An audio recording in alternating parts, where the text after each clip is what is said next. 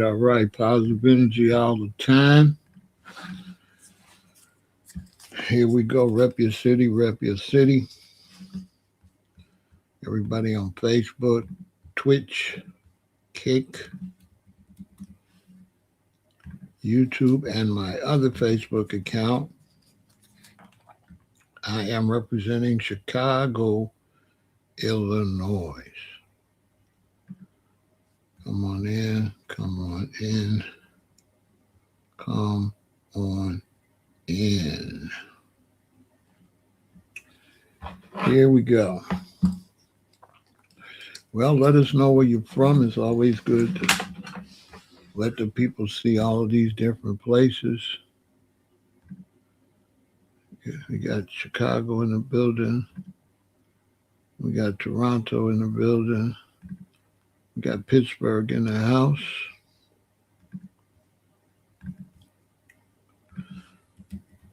Come on in, come on in. Hit that like button, share, and subscribe.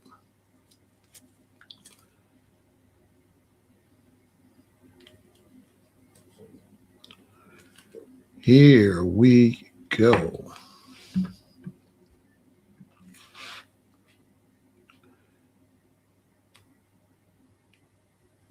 We got San Jose in the building, San Jose, California in the house.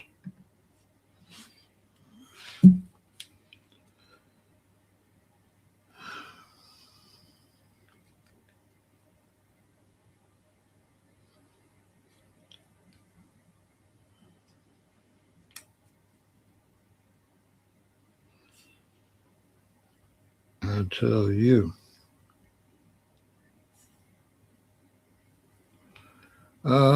Will it ruffle some feathers? I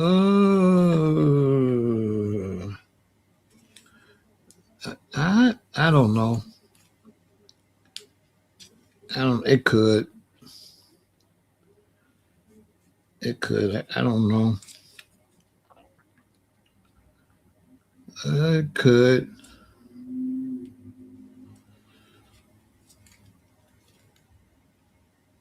It could.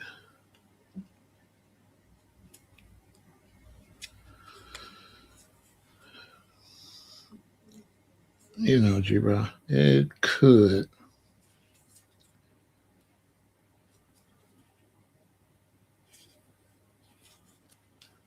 Good to see you, Kathy.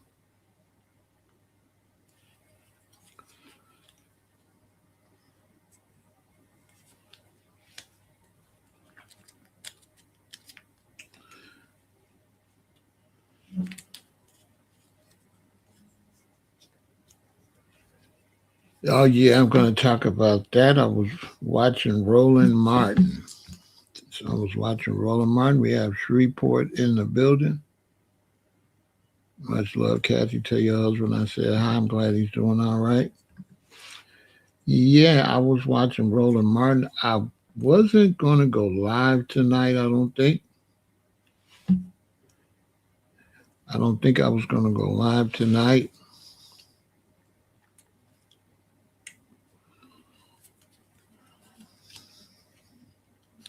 I've been moving around a bunch of furniture today. Been having a strong exercise routine this year.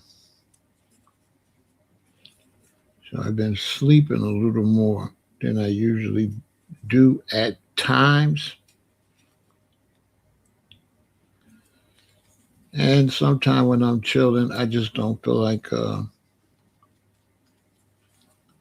getting up. I just take a break. I don't take no days off, so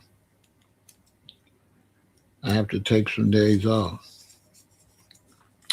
Well, I was chilling. Good to see you, Indianapolis in the building. I was chilling. Shreveport's in the building. And in the day, I look at my laptop time to time while I'm doing things, and I scroll my phone. My phone is a super information hub based on the variety of people I subscribe to and follow. I'm not. Instagram is tripping. They're just making me watch people. I don't know what's up with that. But YouTube is great. And one of the people I'm subscribed to is Roland Martin. Uh, keep me up on what's going on with black people. On the political college university side of things. And that's kind of what I'm going to talk about because they was over there talking about the black male vote. But I personally don't think that Roland gets the black male attention. I think there's a lot of blacks that are excluded from his type of program. Roland Martin, I watch him and I like what he do, but it's a little uppity.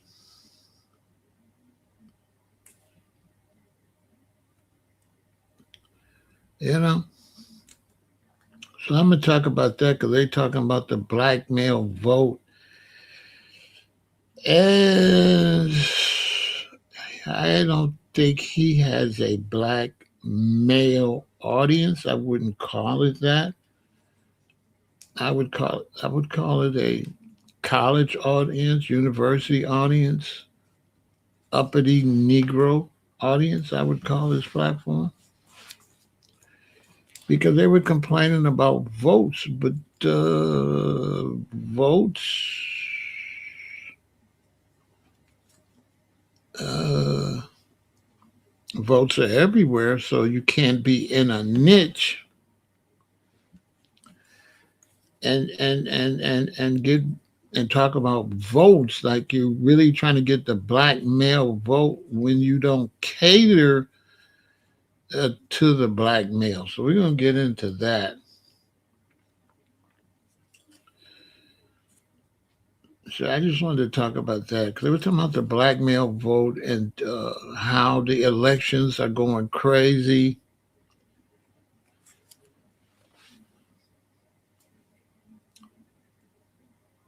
And I think they gave false information on Barack Obama. They said Barack Obama the first time did pretty good. Said the second time he didn't get the same attention. Well, 4 years is a whole different audience, right? So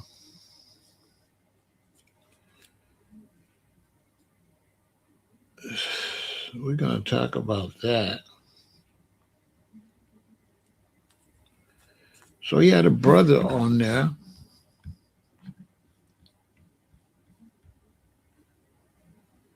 That was talking. His name, Michael Bland. Shout out to Michael Bland. Michael Bland was over there on there talking about politics with Roland. They both did a good job. I'm just very critical, so I'm not saying they didn't do the job good based on them. I can't expect them to think like me. But they were questioning the black male vote. The black male vote is disappearing.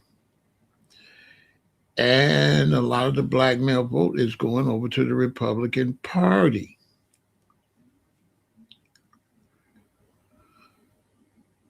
I got a lot to say about that. because they are paying attention to where the black male vote is going, but only based off of the black men that vote. And this is why I disagree with both of them, because they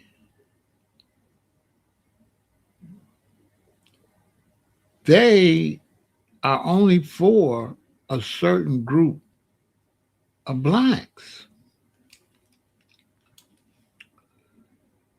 They Roland and the brother, they only are for black professionals, college and university blacks. They're not for blacks.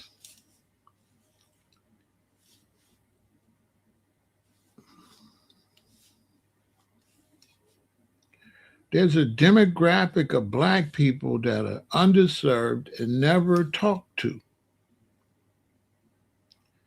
especially when the shows are college educated blacks. They have a tendency to only talk to college educated blacks, which say college educated black males, then, because you don't appeal to a lot of black males. So we're going to get into that. I'm going to break that down. Now, Roland, I had got blocked on Twitter when it was Twitter for trolling Roland, but it didn't start out trolling. Of course, I was subscribed to him or following him on Twitter, and he came out and he was talking about soul playing. And I went to see Soul Plane. I thought it was kind of funny and I enjoyed it. But Roland started dragging Snoop. He started disrespecting Soul Plane, talking about, he didn't like it, of course, because he's uppity college professional. So he basically disavowed all the rest of us blacks that enjoyed Soul Plane because it wasn't uppity, it wasn't a fraternity, it wasn't in college and university. So, of course, I'm a super signifier, so I start signifying on him. He had all his followers. They was coming. But I kept going. He blocked me. But I find it funny that Roland is saying that they need to get more black male votes, but Soul Plane was black males, and you ran them away.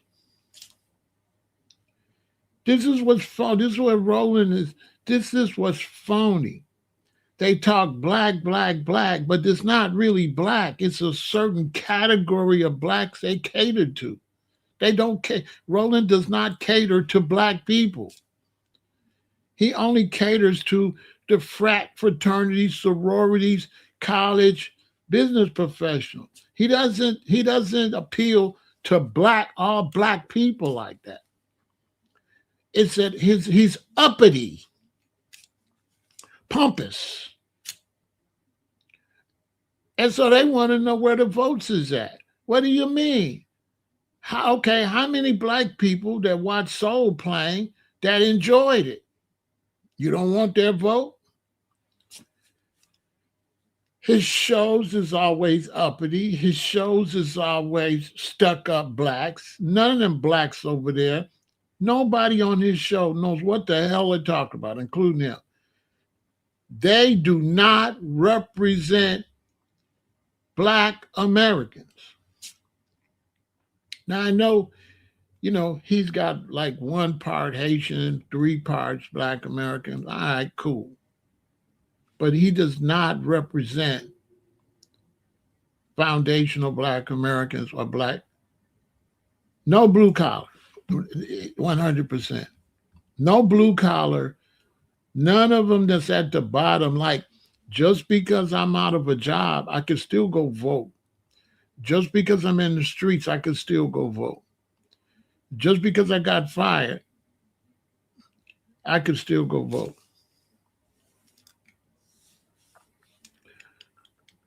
So him and the brothers, their conversation was disingenuous. Now, I got a picture that shows you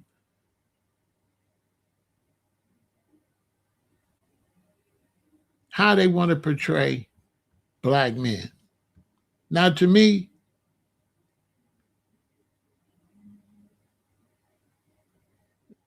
I don't want to disrespect none of the brothers. The two in the back got loop hanging earrings, okay?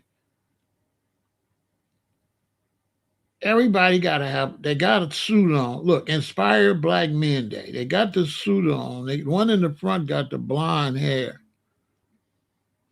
And you could tell a female put this together. And you could tell whoever put this together ain't really dealing with no Black men. Look at these Black men. I ain't trying to disrespect none of the brothers, but this is not Black men. To me, this is a horrible picture of Black men. It's a targeted picture where somebody targets just certain types of Black men, would then just say, inspire whatever type of Black men these are. But these people on this picture do not represent Black men. Too many of them got the weird hairstyles, which Black men are normal, a lot of them. It looks like a put together picture that's not a real representation of Black men in general. This is horrible. So I found this picture searching on Google, and I clicked on it. And when I clicked on it, it took me to a Facebook account. I went to the Facebook account and got the picture. I was curious, so I scrolled. And all the way down, there's nothing but Black women. So it's a whole bunch of Black women talking about inspire Black men, but there's nothing inspiring. On the actual Facebook account, there's nothing inspiring for Black men. It's all Black women.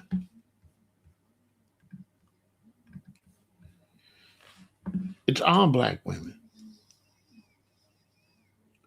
And Roland Martin's show is Black female top heavy. But he do get some brothers, but they're always the same type of brothers.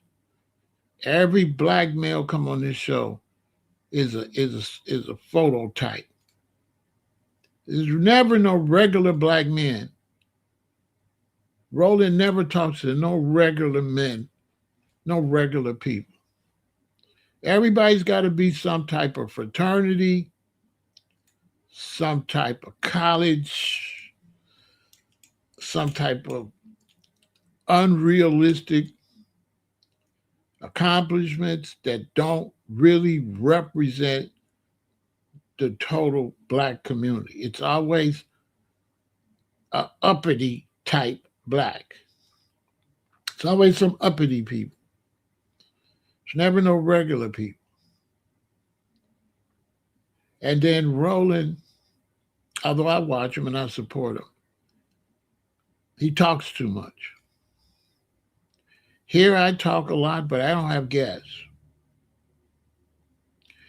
And he's always, exactly.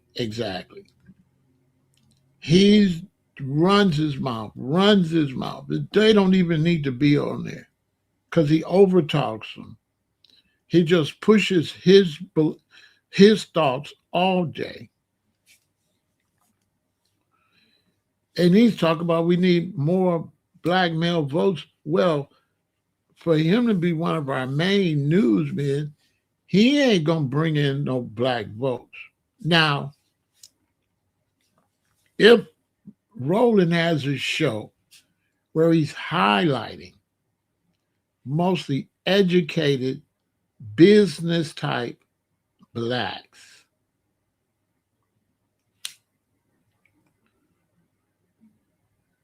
I can't understand why he's tripping that so many black that males did voted for Trump. Because I don't think Roland realized that he's promoting the European American structure. When we go to college and universities, we go and we have to do a European version of being black. When we go into corporate America, we have to do a European version of black. We have to emulate white America. So if you raise your children, or if you have a platform where you push a white American type of black person, why wouldn't they vote for the Republicans? The Republicans are the image that people like Roland Martin is pushing on black people. I don't think he understands that. He's pushing to be as close to white America looking and carrying yourself as possible, and that you can't go nowhere in life. Even fraternities and sororities are Greek. And this is somebody running their mouth. And last time I checked, Greece is in Europe. And you never see him say, we need some black Egyptian fraternities and sororities, or some black Ethiopian fraternities, or some black American fraternities or sororities. He always brags about being Greek. Now, if you could be Greek, if you're black and you could be Greek sorority and fraternity, then you could vote for Trump. There's nothing black about black colleges and universities. Black colleges and universities are developed to make you as white as possible. A white version of black people. There's no way you're going to come out of there and go back to the community because you're trying to be successful. And whites run the country, and here's success, and they're at the top. So the way we're teaching success, if you want to be success, you got to chase them. You have to chase them if you want to be success. Unless I'm right or wrong. Am I wrong? If you want to be success, you got to go to a black university, and it has to emulate a white university. You have to dress according to the European standards. You have to do everything based on European standards, and you teaching black people that Greek is better and that Europeans are better. So now the young black male, he looks at Trump, he looks at Harris. Trump appears to be extremely successful, surrounded by millionaires, billionaires, and trillionaires. He exemplifies American success. Why wouldn't black college students vote for Trump if they want to be successful? If they want to get the most out of their education, they're going to vote for the person that they feel is going to provide the most educated opportunities, the most suit and tie opportunities.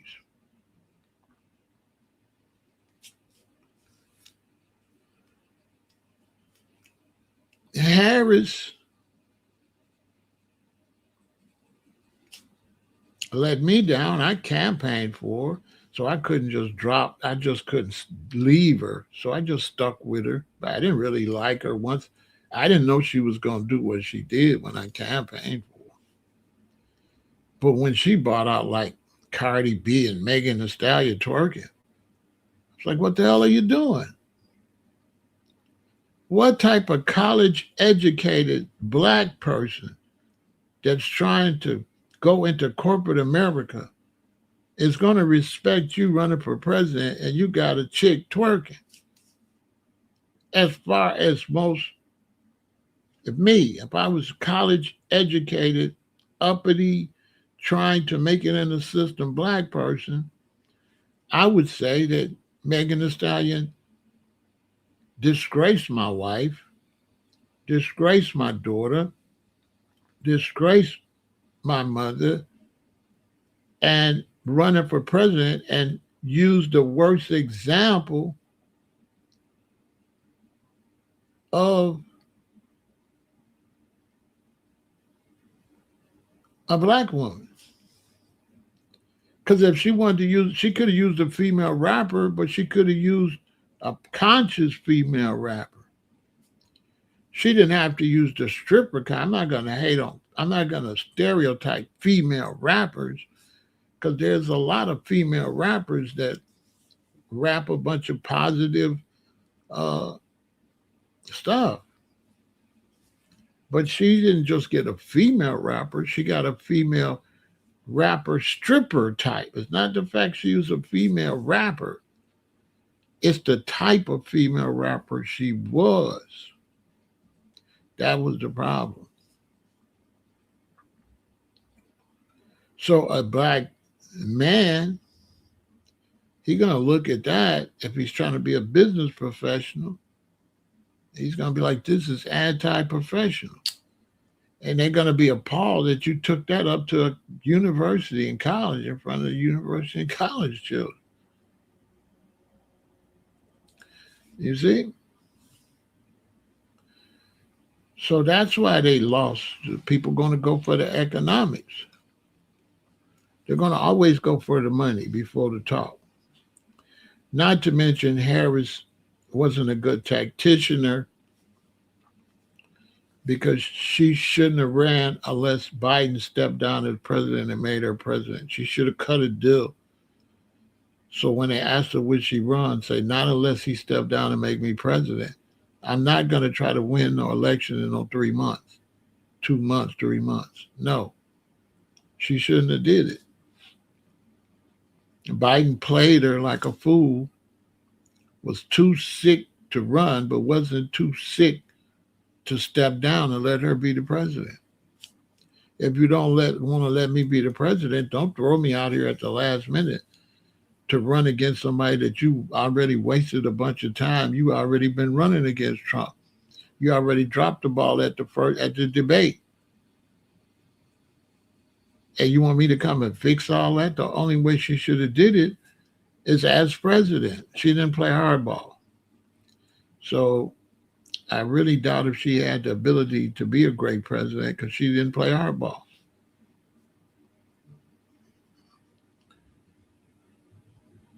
Yeah, I'm not, yeah. I'm not going down that route, okay? Yeah, I don't want to go down that route. I don't want to make it silly, okay? Let's stick close to the topic. So, this is not no anti-woman rapper thing. I really should have known that. I should have known that's where we was going. Let me see who's. Yeah, I don't want to go down there. I think they're fine rapping and doing what they saying. I'm not criticizing they rap. So don't mess up my message. My message is that Trump was going to get the same people that Harris and Trump were. Harris and Trump would be considered business people, professionals. So when she bought out stripper type rappers, that's not professional. So the professionals that's going to vote, she canceled them out. That's my point. My point is not to trash Cardi B and Megan. They didn't do nothing wrong. Harris picked the wrong performers to get the votes that she wanted to get, running against a white Republican who was going to play the image of a businessman, a politician, that audience. That was a miscalculation because when they look, that don't look like no money. So she made Trump look more professional. She made Trump look more like a businessman. And so people that want to get money, they're not going to vote for the politician that got Megan on stage. They're going to vote for the politician that pulls his own plane up. Trump parked his plane behind. See what I'm saying? He did everything to make himself look like he represented success. You've never seen a president pull his plane in the background while he running for president. Now, a plane behind you versus Cardi B or Megan, you see what I'm saying? You're going to lose the business vote. That's my point. You're trying to get the hood vote, which is good, but the problem with that is the hood don't vote. Them girls didn't go vote.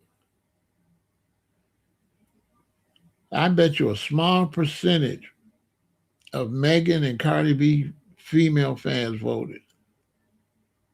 So he wasn't even targeting voters.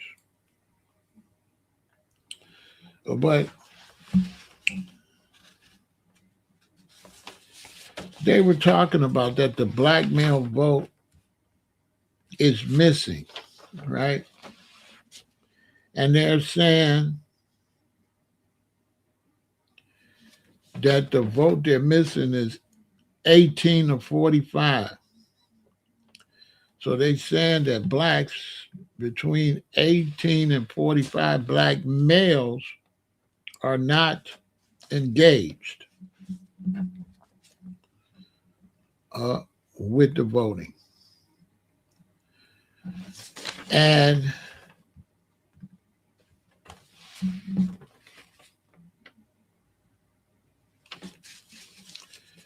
at one point, Roland shot himself in the foot and didn't even know it. I said, come on, man. So Roland say, they don't get their information from good sources. So he's saying about the young black male. And at one point he said they get it from YouTube. He said that on YouTube. Like, I said, what the hell, bro? Roland Martin is on YouTube. I'm watching him on YouTube. And he's insinuating that blacks don't get their information from good sources. He said they get it from TikTok. And then he said YouTube. He said that on YouTube.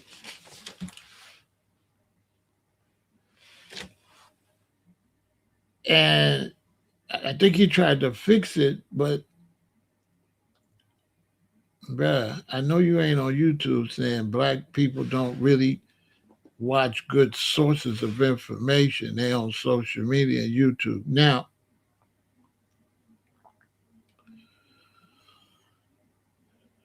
Roland is dated. It's time for him to sit down and get out the way. He's too old. He's not up on what's going on. When he said that, the obvious is that he's only on YouTube because he can't get no work on TV, right? So he let it be known he really don't like being on YouTube. He wanted to be on MSNBC or something like that, or his show on BET. So he kind of admitted that him on YouTube is a step down. I say, bruh, right? He kind of admitted it's a step down. And then he also showed that he's not aware as much as he should be, because the reality is he said they get a lot of misinformation.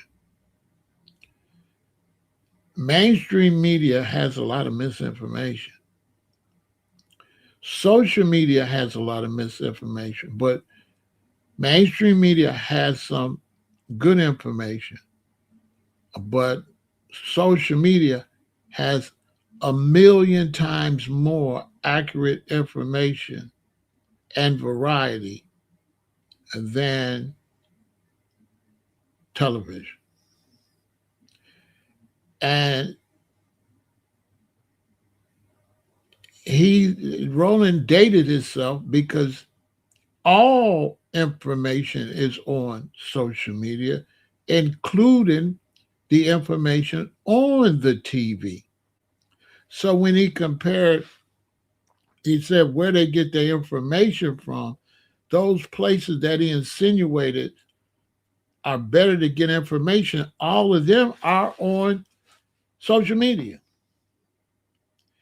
And he's older. He's old. And so he's not with it because it's not social media. It's your particular choice on what you search.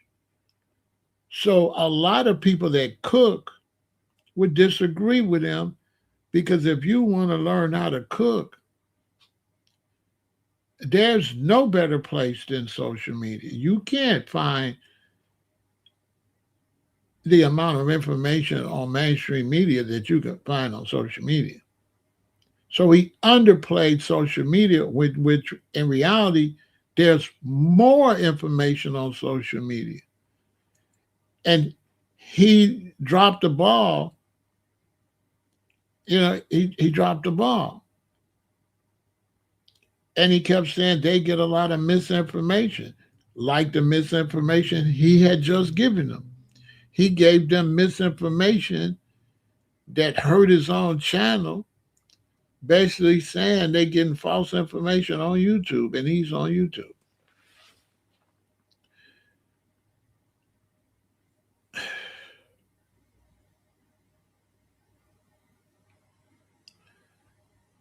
He's too old.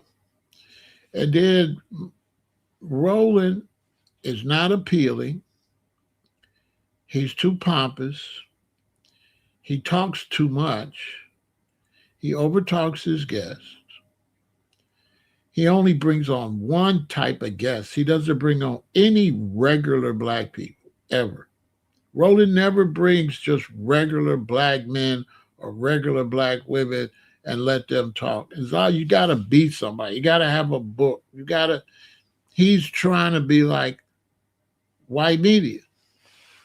He's trying to be like TV media.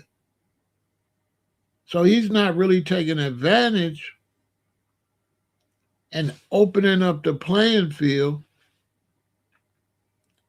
And so he's actually driving blacks to the Republican Party. Because young black men, they not going to like Roland. No. He doesn't take care of his own self. How you on TV running your mouth and you're sick like that? You look a mess. Why should somebody listen to you? You don't even know how to take care of yourself.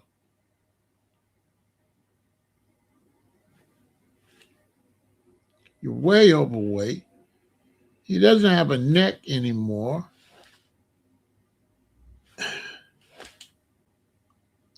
And he talks too much, and he doesn't use his platform to let nobody else say nothing. He brings a guest on for the guest to listen to him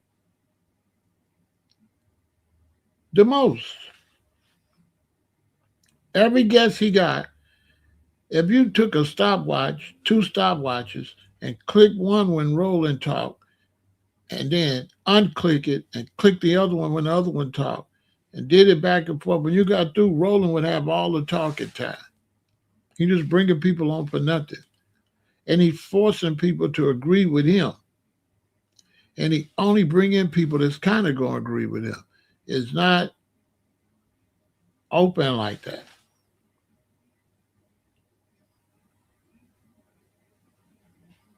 Like if I invite you on, I'm going to just let you go.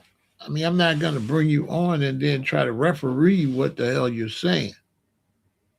I will ask you questions, but I'm not going to say, well, I don't know about that. If I'm bringing you on, I don't got to know about what you're saying. I got you for people to hear what you're saying.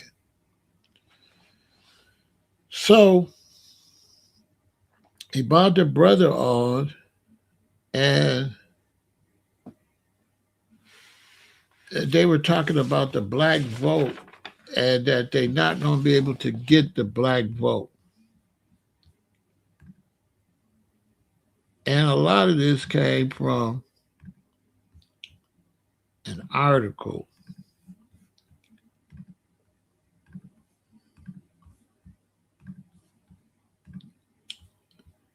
from Capital B. Shout out to Capital B News. Young black men are politically misread, not absent. New survey finds.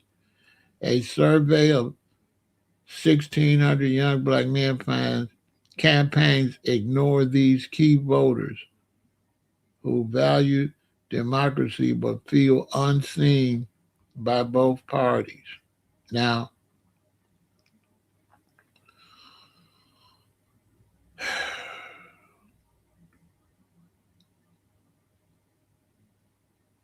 we got to do better because these two dudes do not represent black males. They represent these are not these. This looks too. This doesn't look normal. Okay, all right. I'm just saying you didn't even have the respect to go get a picture that kind of really reflect. You know, the one with the braids. Like, I mean, I ain't trying to hate on the brother, but both of them together, it doesn't look realistic. This looks like a unrealistic scripted picture of black males to me. And I live in Chicago, and it's going to be hard to find two black males sitting on a bench looking like this, especially one with his hair did with whatever that is. But I guess so.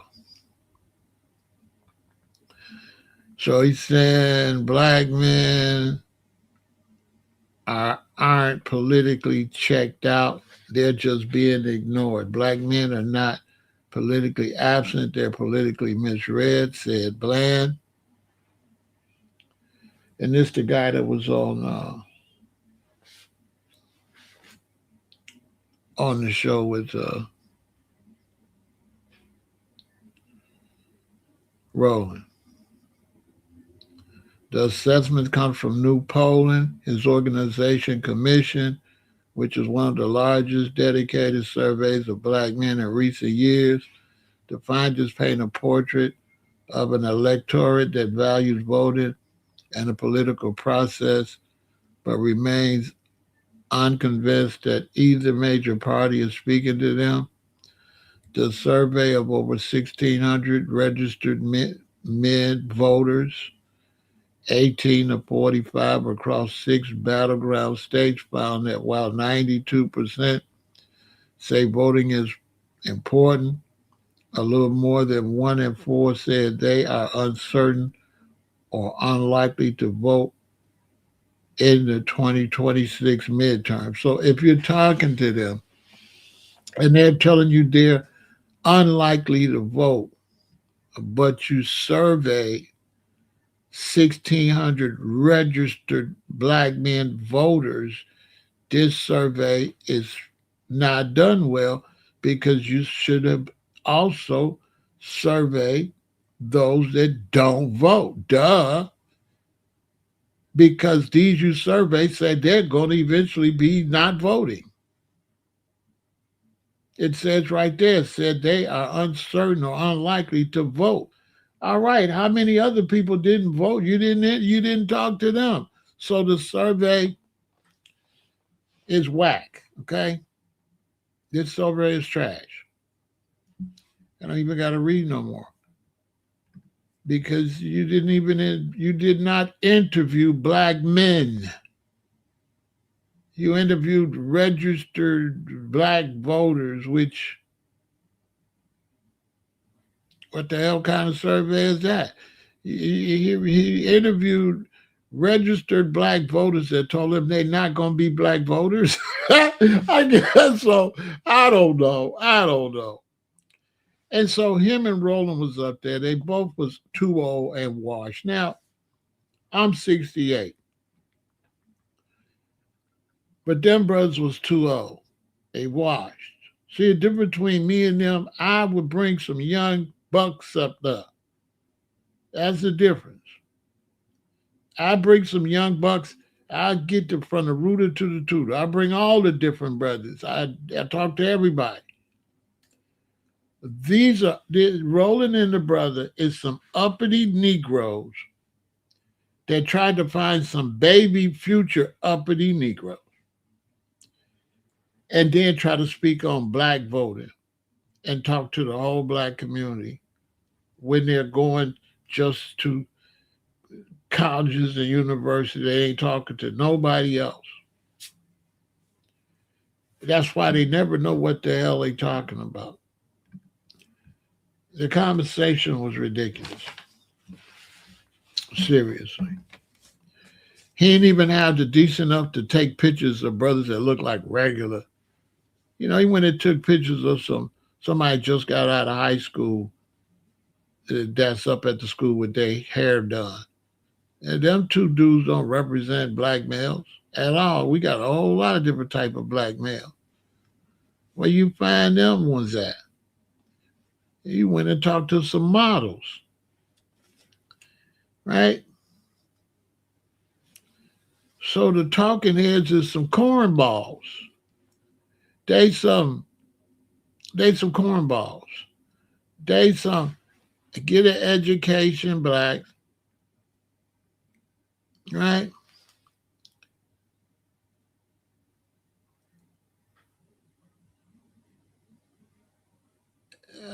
No, the black male vote ain't voting. You're wrong. You're wrong. Don't teach over here. Thank you. Don't teach over here. You have to have credentials to teach over here. How you gonna say the black male vote been hijacked when the black male don't vote? See what I'm saying? Now that person is taking the ones that did vote that don't and saying the black male vote. All black males represent a vote. And if you got a whole bunch of black men that's not voting at all, that's the problem. Not the ones that switched over to Republican. Oh, churches on Sunday. It's not Sunday, okay? It's Friday. It's Sinner's Night, okay? You're early. Now I wouldn't say they haters. I would say they're not professionals to the point where they subject matter. They don't think deeply enough to speak on certain subject matters. They are only talking from a educated college student point of view. And they never bring no regular black people on. It's always uppity uh, ones that's Kappas. I guarantee you both of them is frat boys. The black man is not in fraternities or sororities. The amount of black men in America that's in fraternities and sororities is far less than the black men that's not. And that's a fact.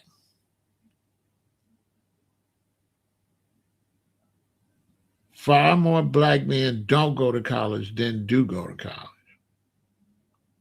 That's also a fact.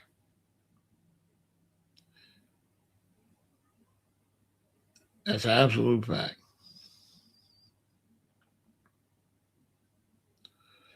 So they, uh, when they say black males, they need to say college males because that's the only people they know.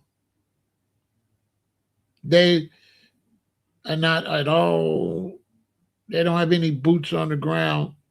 Roland is don't got no boots on the ground talking to regular black people. Roland is always at some college football game, always with some sorority fraternity type event.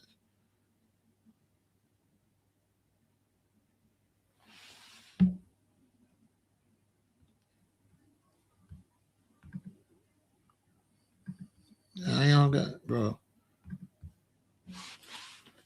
I'm talking right now, and I'm not talking to you. I'm not gonna argue with you, bro.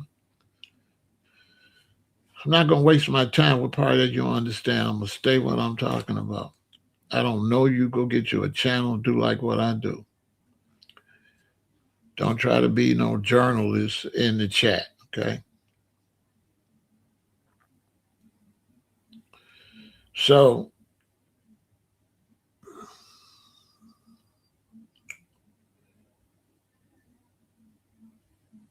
the thing is that the black man ain't voting. So like this would do to my hijack the black vote. The black people don't vote like that.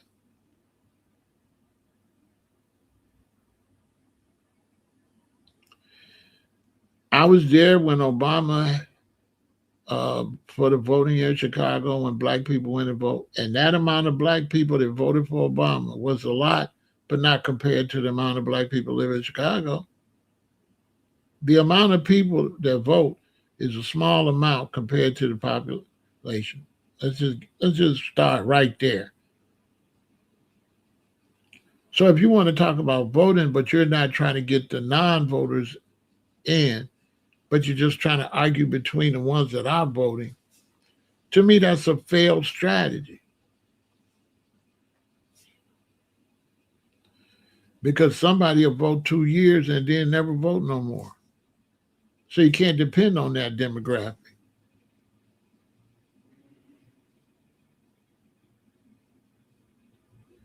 You see what I'm saying? You can't depend on that demographic, and then nobody's talking for the regular person. Okay, most of the time when I'm talking about this, I'm talking to losers that want to talk against voting altogether or want to argue over who to vote for. That's why I don't do it because I don't see the point in arguing with you if I can't even really prove you voted. See, I don't do sucker arguments, and a person had me arguing with them about voting, and I don't know you. I'm on social media, so I don't even know if you voted. So imagine me getting in a long discussion with somebody about voting, and the joke is on me because that fool don't even vote. See what I'm saying? So I got no proof on who I'm talking to, so I'm not going to debate. I've been out here. So I'm not going to debate somebody. I got no proof that you standing on nothing you said. Come on. That's imaginary debates. You can't prove you standing on nothing that you're going to say to me. So whatever you say, prove it. You can't. All right, let's move on. You can't you can't prove nothing. You can't even prove to me you believe what you're saying because people will argue with you for the sake of arguing. I've been out here. So this brothers, all you say go right, and they're gonna say go left. And if you would have came and said go left, that same brother would have said go right. I've been doing this. You got professional disagreeers. Yeah, I've been doing this. It's Big Pharaoh. I've been doing this. So when you disagree with me, I can't really honor it because you might be a professional disagreeer. That might be your occupation. All you do is disagree. I would just keep it real. No matter what I would have said, you probably would have disagreed. Facts. I've been doing this before the internet. So I know y'all from outside. I started on bus and train outside, so I know the people. I'm not an internet dude. I'm a dude on the internet. Let's get it straight. So I'm not arguing with nobody where you can't verify your argument. Get your ass out of here. I don't even really know if that's your picture or you got a weird name. This really big Pharaoh, CashApp. And everything I'm saying, people could verify it. So they basically going after college students and they saying they don't want college. They trying to get the college students not to go for the Republicans. But college is pushing the lifestyle and image of Republicans. The Democratic Party ain't on nothing.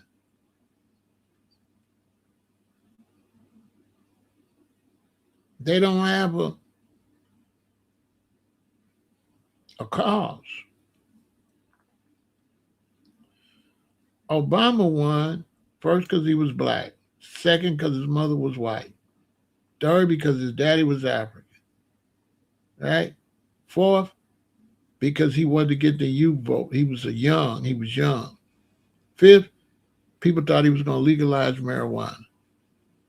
Facts. Nobody talks about that part. That's why he got all them votes. They always leave the marijuana one out. But I was out there the night he was elected, and I interviewed people about that and put up $10,000 to debate me, and I'll pull up the video.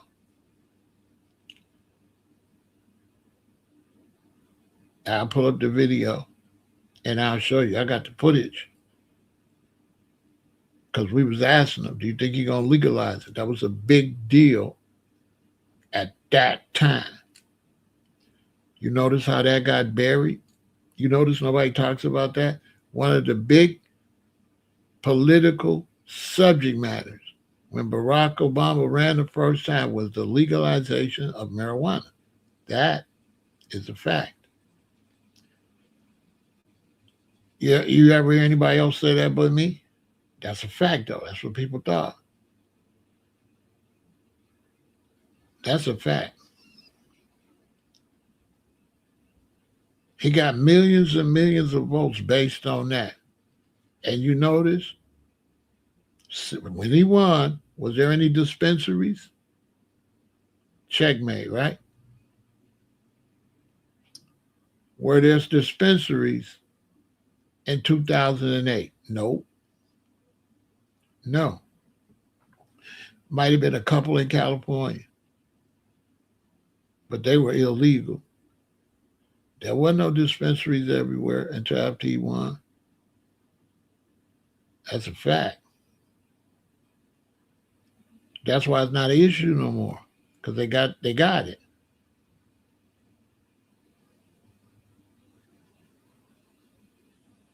These are all facts. Roland Martin ain't gonna tell you that, because he ain't boots on the ground. He a frat boy, and when he get free time, he run around doing frat stuff.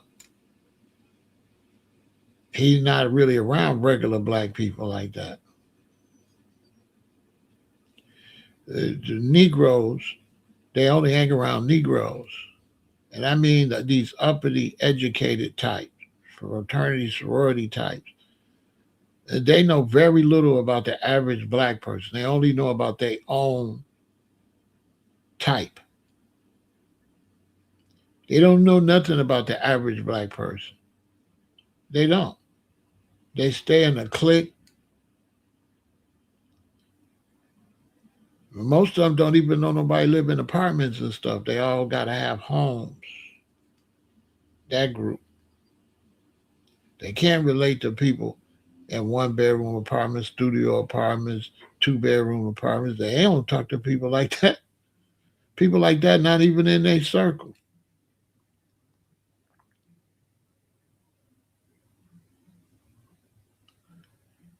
Roland Martin and that group is the ones under the, you got the celebrities, and then you got them.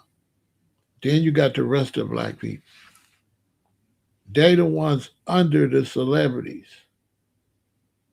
That group of blacks. They're under the Eddie Murphys and the big businessmen like that. And they're the ones went to school trying to get there, but they got somewhere, but they didn't get where up there. And so they right there. And then they just talk to this group. Now nobody talks to these black people. Nobody. I do. But none of them talk to those type of black people. So when I see Roland talking about votes, why he disrespected all the black Americans that like soul playing, right?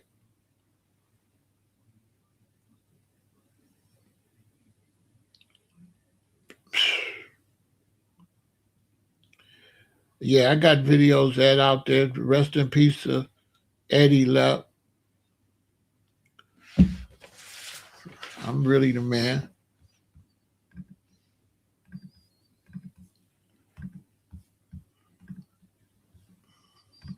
I gotta pull up my credentials.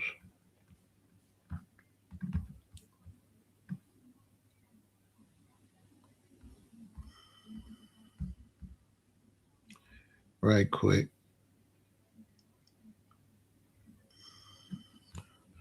to verify I know what I'm talking about because I'm one of them ones.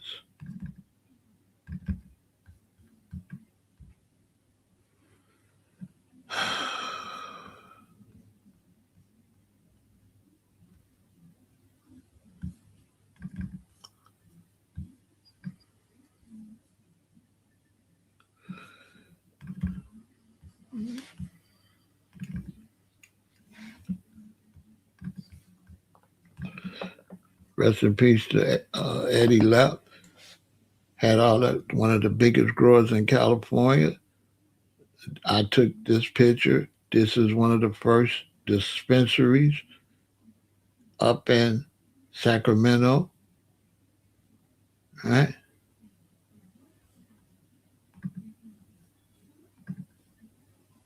One of the one of the few.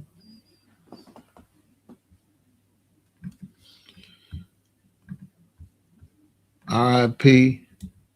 to Eddie Love and Jack Hare. Okay, there they are at another event.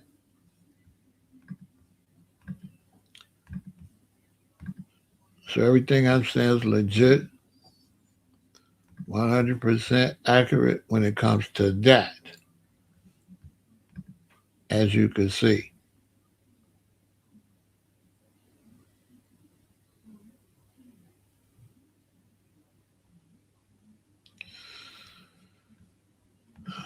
I was there.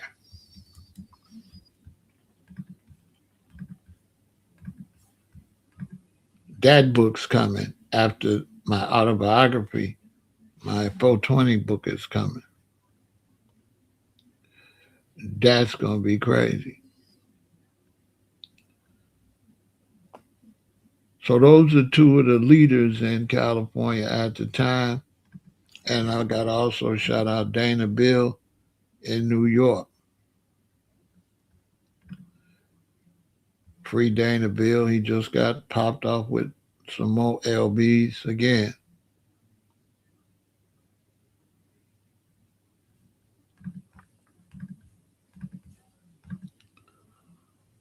You understand?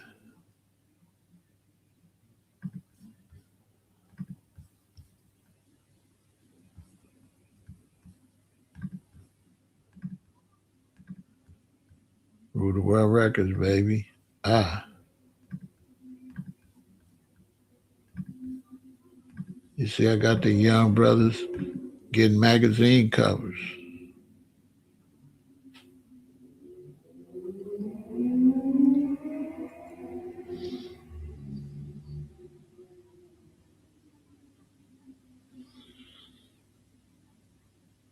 I need to pull up some more of them and post them.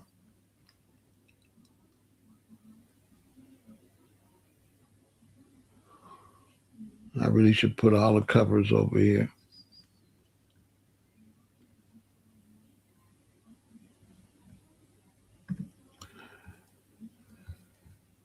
But back to what I was talking about, I was kind of, it was just a little weird because they see that the vote is slipping away, but there's nobody really talking to foundational Black Americans. Even Roland Martin is not pushing reparations or speaks on it none. So that's a whole crowd that won't even listen to him because he's biased.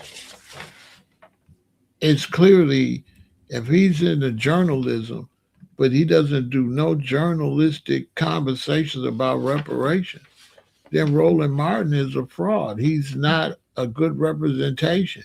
He only represents his own beliefs.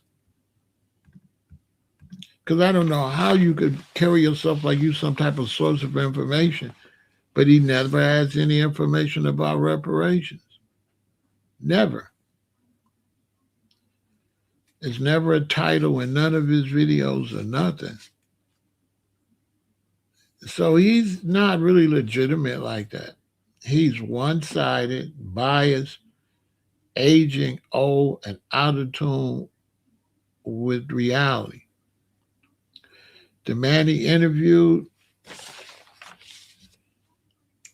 Michael Bland, he was like, "Yeah, I got the curly hair, but you see the gray."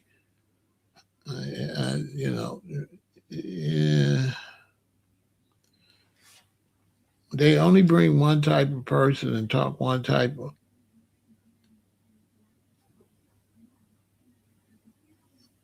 He 1/3 Haitian. He's not a Haitian.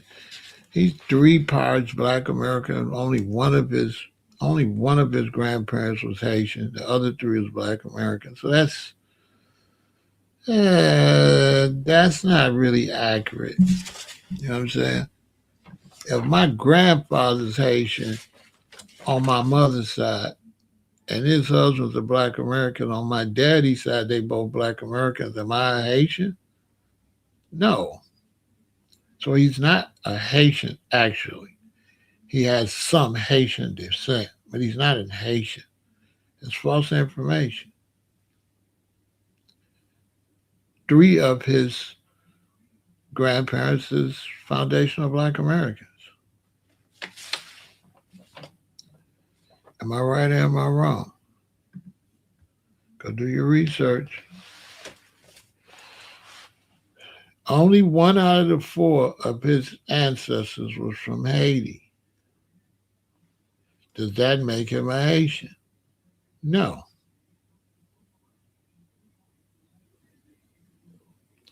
That doesn't make him a Haitian. That makes him eligible for 3/4 of the reparations that we get. If there's people in his family that picked cotton and was in slavery, he get their money. If my daddy African and my mama's foundational Black American, and y'all get 100,000, I'm supposed to get 50,000, right? And my dad's African, didn't pick no cotton, but my mother's a foundational Black American and picked cotton, and y'all get 100,000 that both parents is foundational. Ain't I supposed to get 50,000? Ain't I still supposed to get my mother's money and my grandmother and grandfather? Ain't I supposed to get their reparations? I'm just asking. Ain't I supposed to still get the reparations of my family members that was in slavery? Yes or no? Put it in the chat. Yes or no?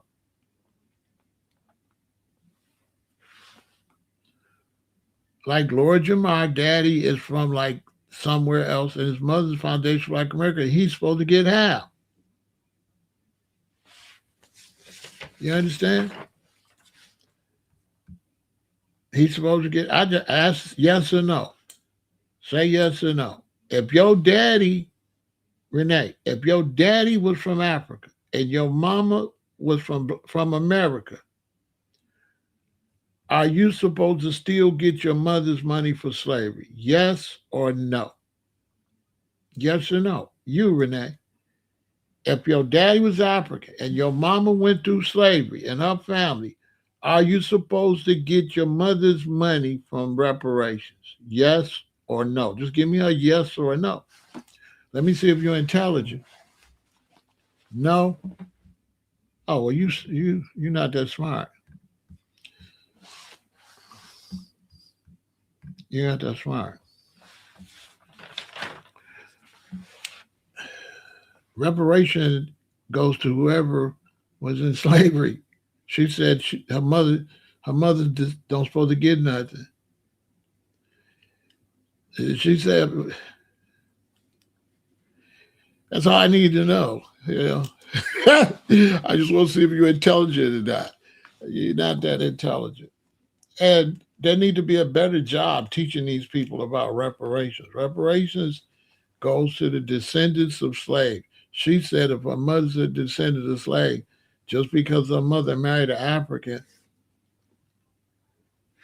Renee is trolling. Okay, not smart, right? Once I find out you're not smart, I know you're just trolling.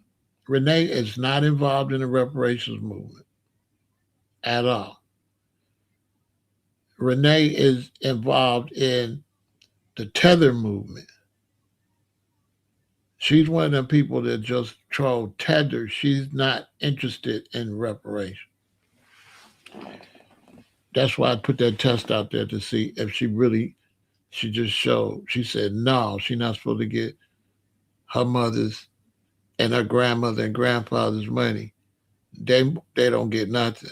She said that half of her family don't get it ain't nothing else to talk about. You know what I'm saying? Oh, okay. Baby bye. I'm not wasting my time. I know the questions to ask to see if you intellectually fit. That conversation is going to come up. She's going to have to go back and she's going to say, oh, God, because that's going to come up.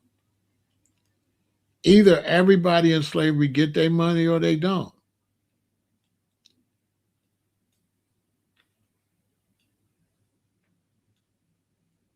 I don't care if I marry a white woman, I'm still due reparations from my parents and grandparents. And my kids supposed to get that money. Now somebody that's got two family members, they get double. I just get half.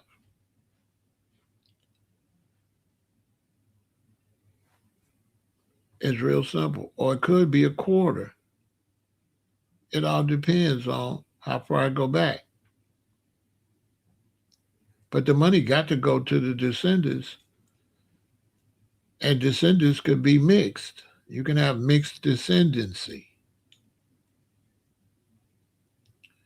You can have black grandparents and white grandparents. Duh. I don't know. I don't be G Rock. It's a lot of people over here be trolling and don't be serious. Renee ain't on nothing. Don't waste your time. Renee is trolling.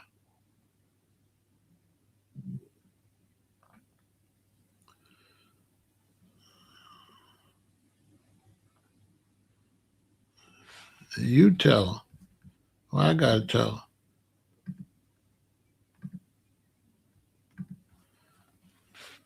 See, it gets silly. A lot of times on social media, we have a hard time getting a totally intelligent engaging audience. We do get a lot of goofies. People want to be seen. You see, you got to understand my face is here and it's being seen. And you got people that be in the chat, they'll say anything, they just want to be seen. That's it. The conversation is secondary to them. So they'll get to typing. They just want to see their name in the chat.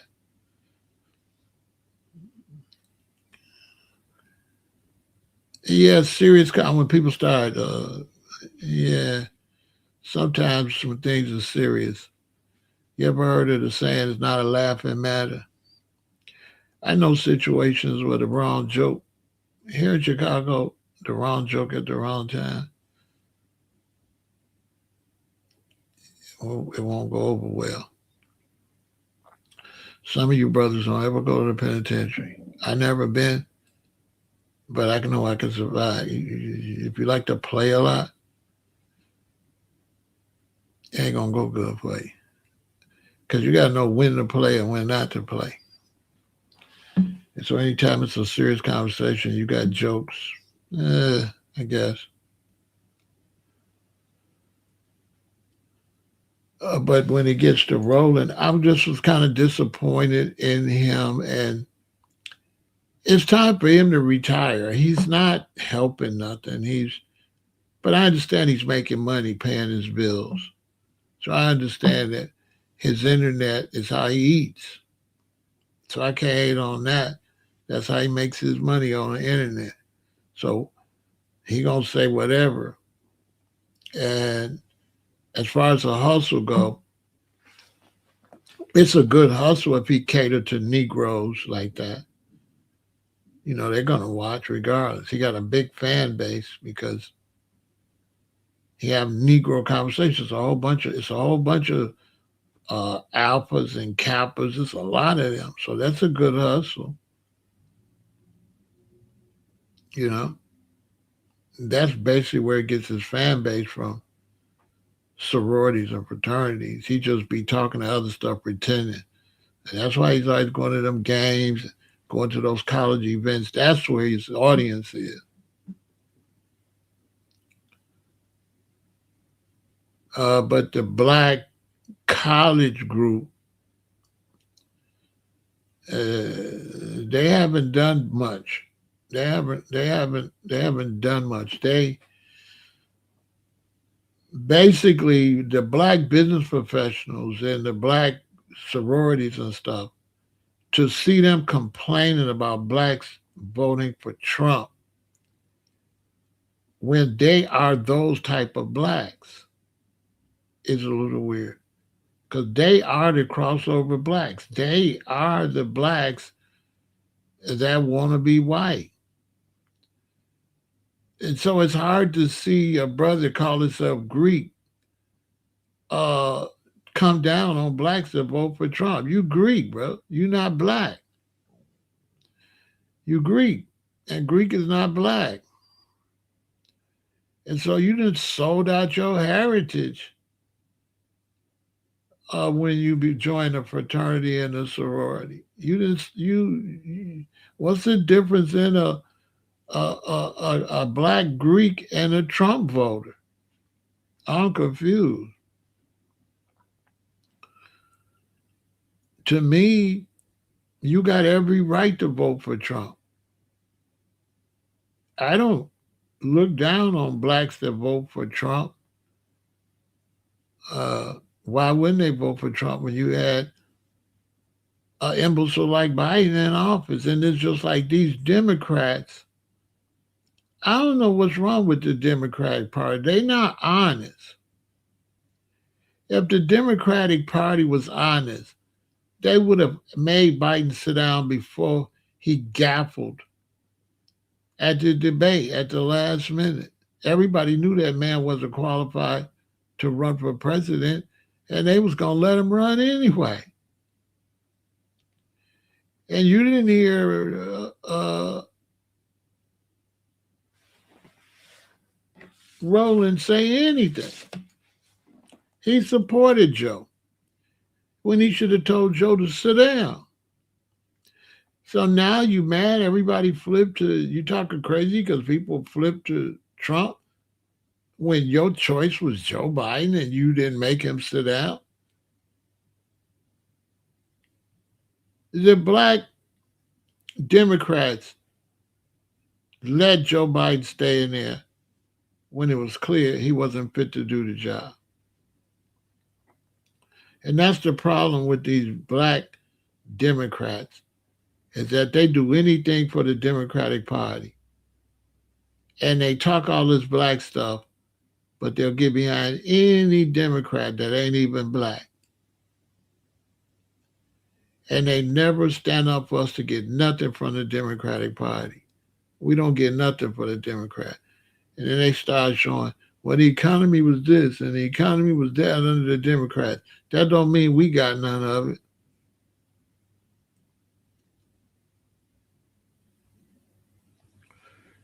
And so I don't really like black political type people like Roland. I watch them so I can know what's going on. But they're more political than they are black.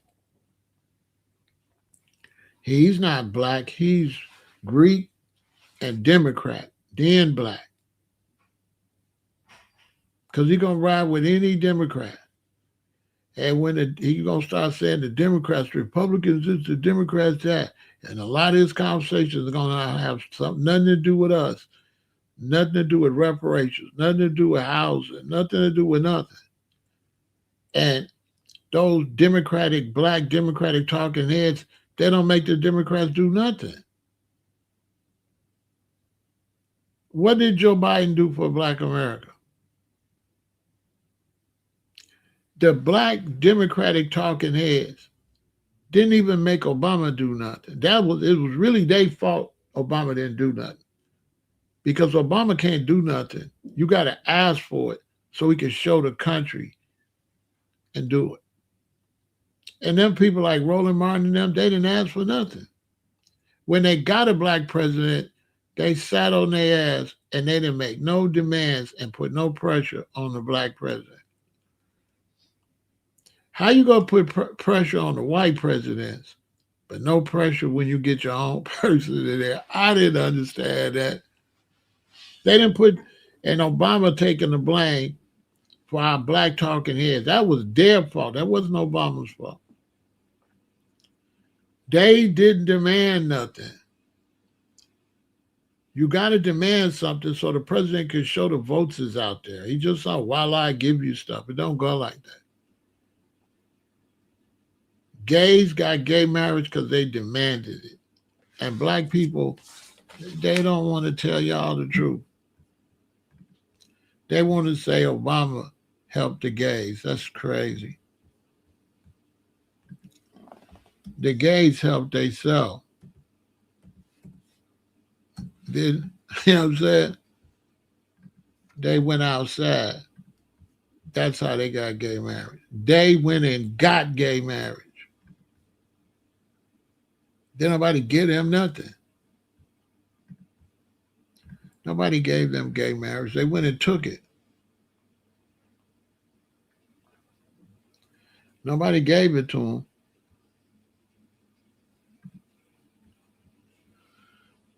They went and took it. Until we learn that, until we get outside like this, we ain't going to get nothing. When you get outside like this, that's when the politicians say, oh, that's a lot of votes. Let me go get them what they want. But if you don't show them the votes, if you can't have big, big rallies for reparations and show them the votes, you ain't going to never get it. And you ain't going to get no big, big reparations because the black man is a wimp.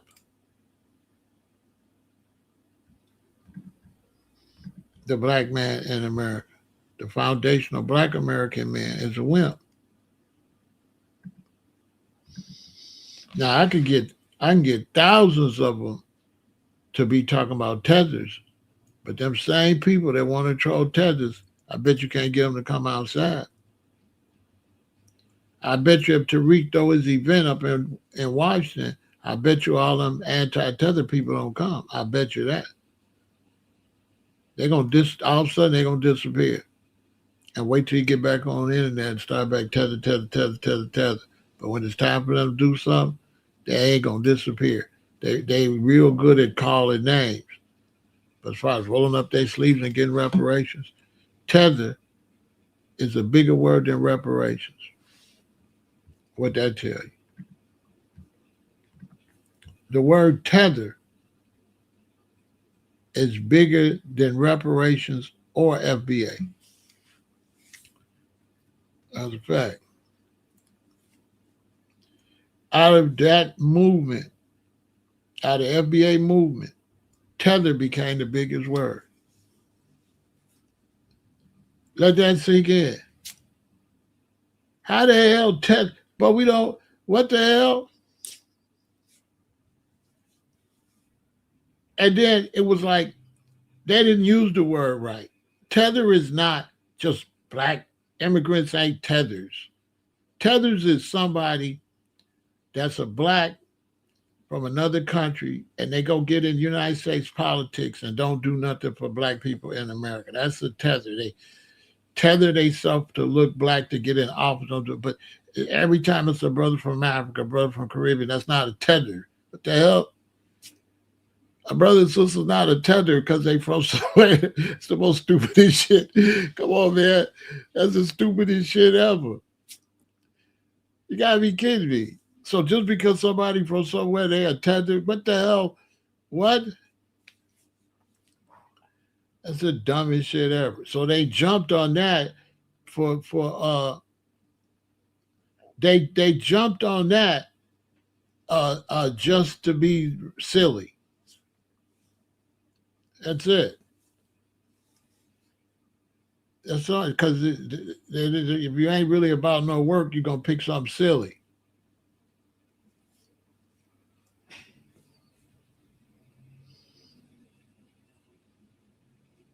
And the Africans should be ashamed of themselves. Oh man, the Africans is going back and forth, calling Black Americans all types of stuff. When it comes to the beef between the tethers and the Black Americans, and the Africans, they call it's the Africans' fault. The division of the Africans. The Africans, they supposed to be the bigger person. They're not supposed to. The Africans, it should be ashamed of it. Man, you should see some of the stuff the Africans be saying about Black Americans. It's like y'all the majority. It's a damn shame when it's a billion Africans and it's barely 50 million Black Americans, and they try to act like the Black Americans saying tether is worse than a kata and all this stuff they've been calling us before there was FBA. I was in a roster. I was been around rosters a long time, right? And they was calling us Yankees. Other black rosters, like a Black American like me, you'll catch them, Yankee boy, Yankee boy. But on the outside, they on stage rally around the flag and black and all this out on the thing with the dreadlocks and the reggae. This way back in the 80s, they was calling us names. We wasn't calling them nothing. We never had no names for no damn Jamaicans. What was their name? We ain't had no description for Africans and Jamaicans and them, but they had a whole lot of description for us. I have a sister and she went to Kenya. This was back in the 80s. Sister's Rasta sister from California. She went to Kenya, right? She fired up. She lived with some Kenyans in a village. They called her ass Ferengi. Broke her heart. She came back. She ain't never going back. She said she'll never go back. Man, this sister went over there also. We are Africans. And the Kenyans called her Ferengi. They did not accept her.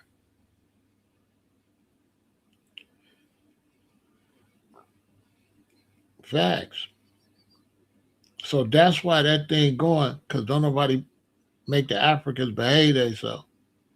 If you the big brother and the big sister, you in Africa. You not, no matter what somebody else say, the African's supposed to be the one showing us that's not right, my brother and my sister. Now the Africans is with it.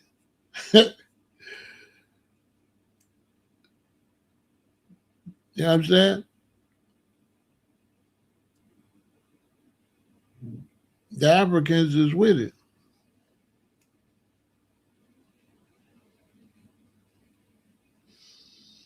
Yeah, they big on that. As a matter of fact, they got Trini versus JA and all that. They don't even. It's weird. You have to be in the culture to know. But it's just something I don't do. I don't feed into it. I don't feed into it. But it ain't like the Africans been. They ain't no good brothers and sisters. You know what I'm saying? They suck really. To be honest with you, because they never, when they came to this country, they never kicked in or nothing. They never, they didn't come out of churches. They ain't come. They didn't. They didn't. They just was distant.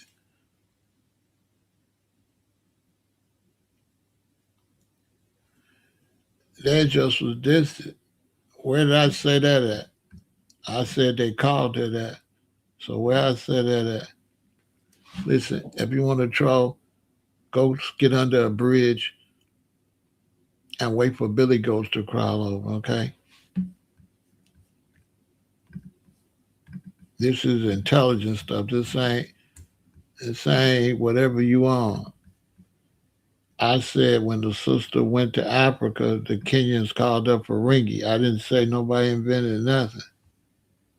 What, you can't hear good? Let me get you out of here though. I'm just explaining how the Africans are supposed to be dominant. They're supposed to be more dominant than the Caribbeans and the Black Americans and the Black Brazilians. They the ones supposed to stand on the business. The Africans. Once they fall into it, then it's gonna be up. It's a lot of them. And right now, look at South Africa, how they beefing, how they hate each other. Tribalism. They can't say nothing to us about it. Man, man, they tripping. The Ghanaians, the Nigerians, and all of them, man, they are tripping. But I stay out of it because it just ain't my thing. Just calling no brothers and sisters, weirdo. Everybody's. How's everybody a tether? Make that make some sense. Yeah, uh,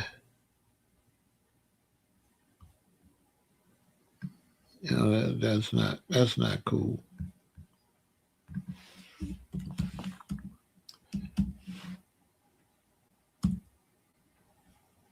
You know,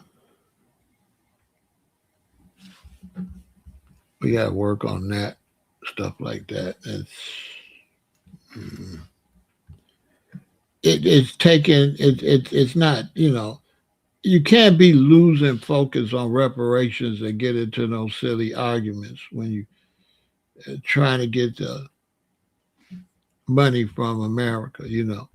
At the same time, uh, we should be getting support. We don't get no support for black immigrants for reparations either. You don't. They don't stand up for our reparations. Which is sad. I spent a lot of years, right? I spent a lot of years standing up for South Africa and all that. You know what I'm saying? So I spent a lot of years standing up for South Africa and all that, and it's sad to not see nobody stand up for foundation of Black Americans.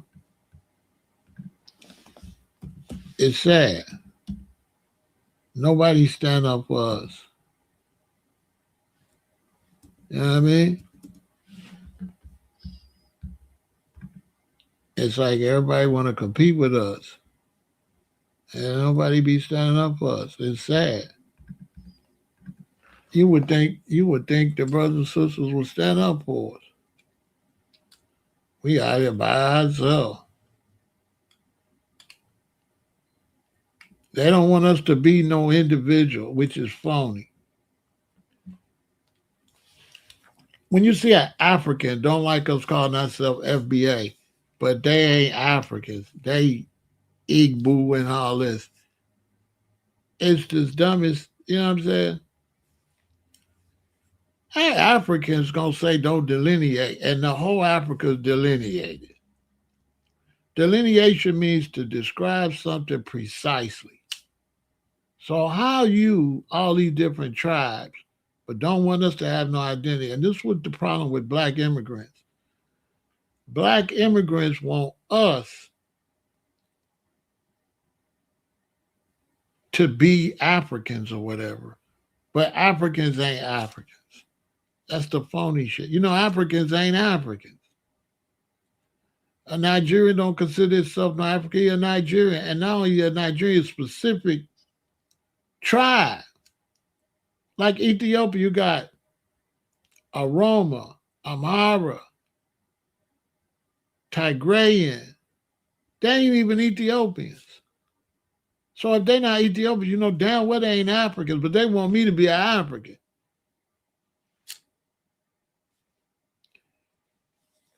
Because Pan-Africans are some of the dumbest. Have you ever been in Pan-Africa? Pan-Africans are some of the dumbest blacks because the Pan-Africanism makes no sense at all. None. When you look at Pan-Africanism, because there's no such place as Africa. That's a continental name, but there's no such people as Africans. There are no Africans. There's no such people. That was fine back in Marcus Garvey day, but what the hell did they know? They didn't have the internet and information we got. Now we know there's no such people as Africans. No such place. Go look at South Africa right now. They're not Africans. They do not identify as Africans. They want the other brothers and sisters to go back where they came from. Like right now. The Pan-Africanism is just not realistic. It's bullshit. At the time, we thought we was Pan-African. You know, back in the 80s and 90s, that's what I thought I was. I thought Pan-Africanism was the thing. But then, you know, now we got social media, we got things to study.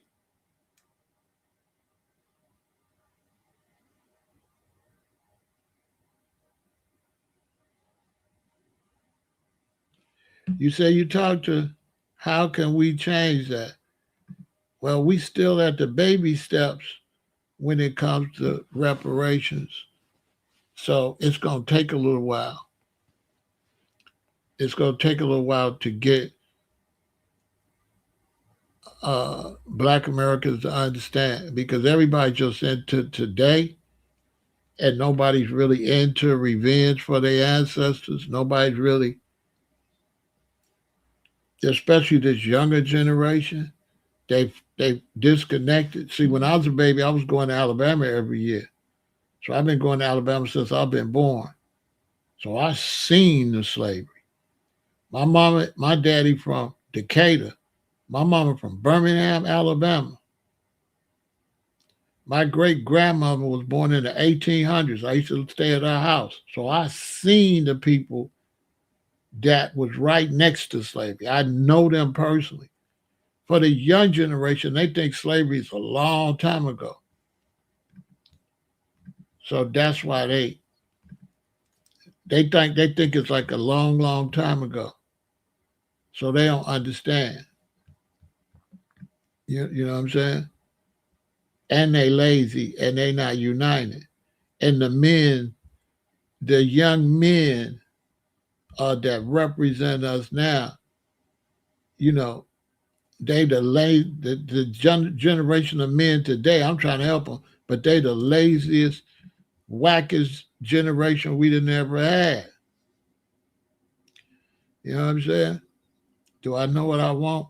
Yeah, I want you to get the hell off my page, go somewhere, eat a pickle or something. I want you to go away. I want you to. That's a D and D. That's what I want. I know exactly what I want. I want you to come and play with me in real life. That's what I want. Get off this internet and pop up in the rack playing like that. That's what I want. I want you to grow some kahunas and show up for real. Stop playing on the internet like a weirdo.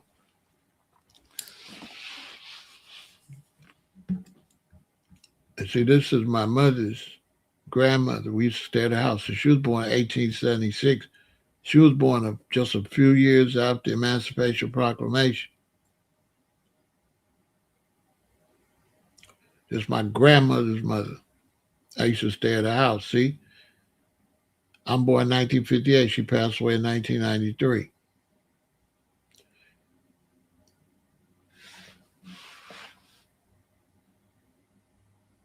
She lived 117 years. And so I want her money. I want my grandfathers and their money.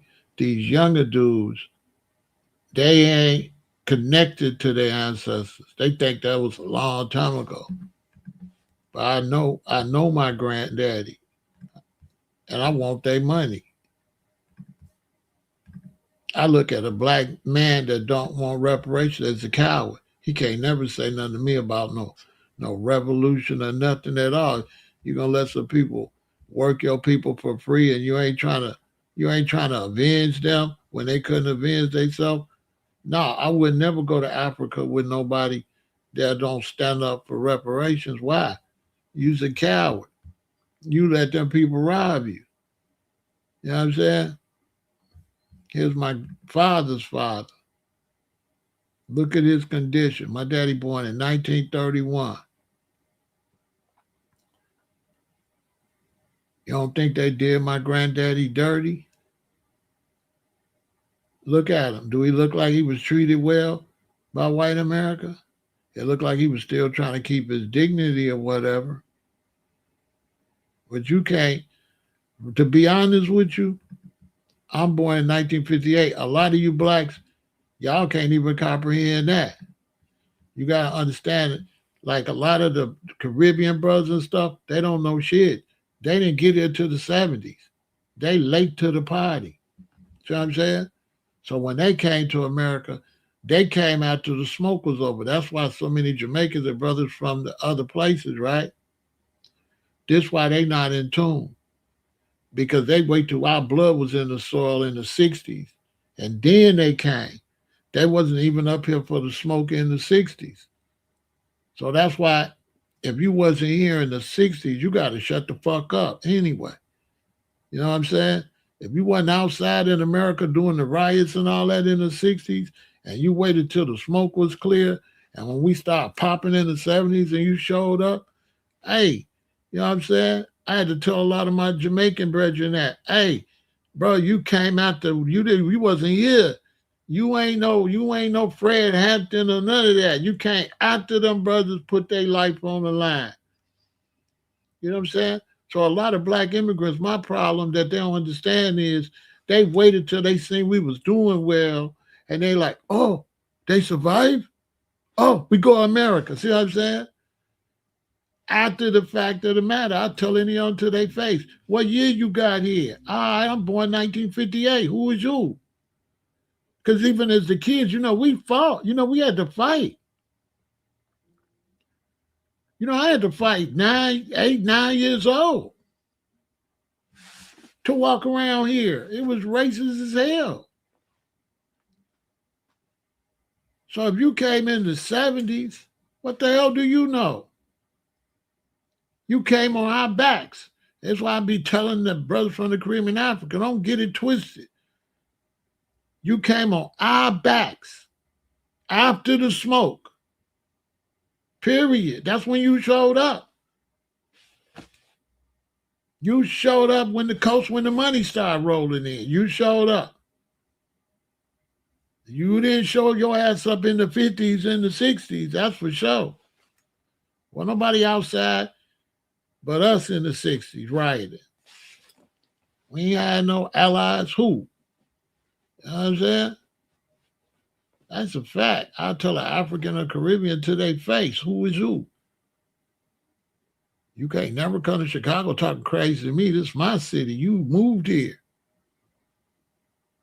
By the time you got here, shit, I was 12 years old, 20 years old.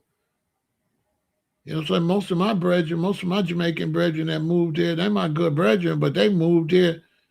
They moved here when I was like high school.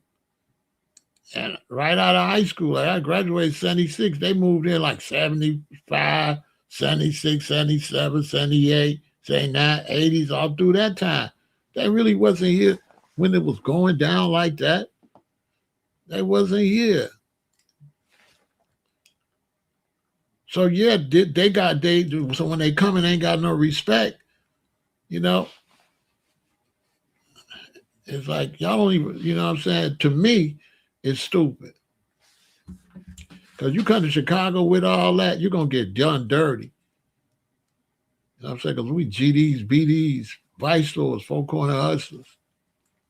We don't know nothing about nothing. We ain't no we ain't no we ain't no African tribe, nigga. We gangbang up in this bitch. I'm just saying. So I don't know what they doing in them other places, but I know this is the big rack right here. Boy, you better come here with some respect on 49 grade. I'm telling you. Because we GD, BD, Vice Lord, Four Corner Hustler. That's my tribe. My tribe, I'm a foe, nigga. That's my tribe. And them foes that get on your neck, get at your whole glamour out here. They was here, no, they was here late. It was some here, but they ain't, you know what I'm saying? New York is an immigrant city. New York is an immigrant city. My brother from New York, they was up there calling them Banana Boat Man and that. That's an immigrant city. But New York ain't shit when it comes to black power. New York wasn't shit. Detroit, Chicago was the black power in this city. New York wasn't nobody like that. What the fuck was New York in the 60s? Nothing. New York ain't free black people in this country. Chicago want free niggas in this country. Watts. Blacks in New York didn't do shit. What they did? Nothing. Blacks in D.C. was stronger than them. They wasn't on nothing. If it was up to New York, we'll still be on the back of the bus. On our soul, they wasn't on nothing because they were surrounded by too many people. You don't understand, New York is a bunch of islands. It really ain't no New York, no such place in New York. It's a bunch of islands with bridges. It's put together. They don't got no land mass. St. Louis, but St. Louis right up the street. St. Louis right up the street. But when you go back and watch footage of the riots in the 60s, you're gonna see where they're gonna show you where it popped all the way off.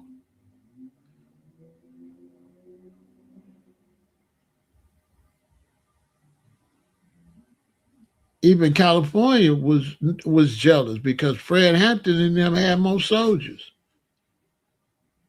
Oakland didn't have no soldiers like the Black Panthers in Chicago because the Black Panthers Chicago had the gangs with them. Fred Hampton was the most dangerous Black Panther. UEP Newton wasn't no match. That's why they was beefing and hating too. They ain't had no soldiers. The strongest militant group was Chicago. Chicago always been the strongest in this whole goddamn country. Always. We was always the strongest. We was always the biggest supporters. You understand? So no matter where you was at, if you was black, if you wanted to make money, guess where you had to come? Like when the records my grandmother lived in Detroit. When they would drop records in Motown, I would get them before Detroit would get them. You know what I'm saying? When I used to go see my grandma, I had all the new Motown records and nobody heard them. Because this was the money, this way you perform. Now, also, I got to give love to up there in New York, was Chicago, New York is where the singers made all their money. I can't take that away from them. The Apollo and the Regal. That was the first places black performers go. Then they hit the Chitlin circuit because it's a lot of blacks down south. So they hit the Chitlin circuits, Alabama, Mississippi, Georgia. They make a lot of money. Louisiana down like that, Florida, they make a lot of money. But the big business was Chicago and New York when it came to the music business.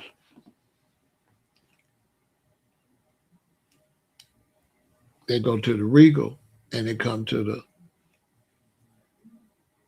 But New York had a whole lot of immigrants, so they was up there, had to deal with the Puerto Ricans and stuff.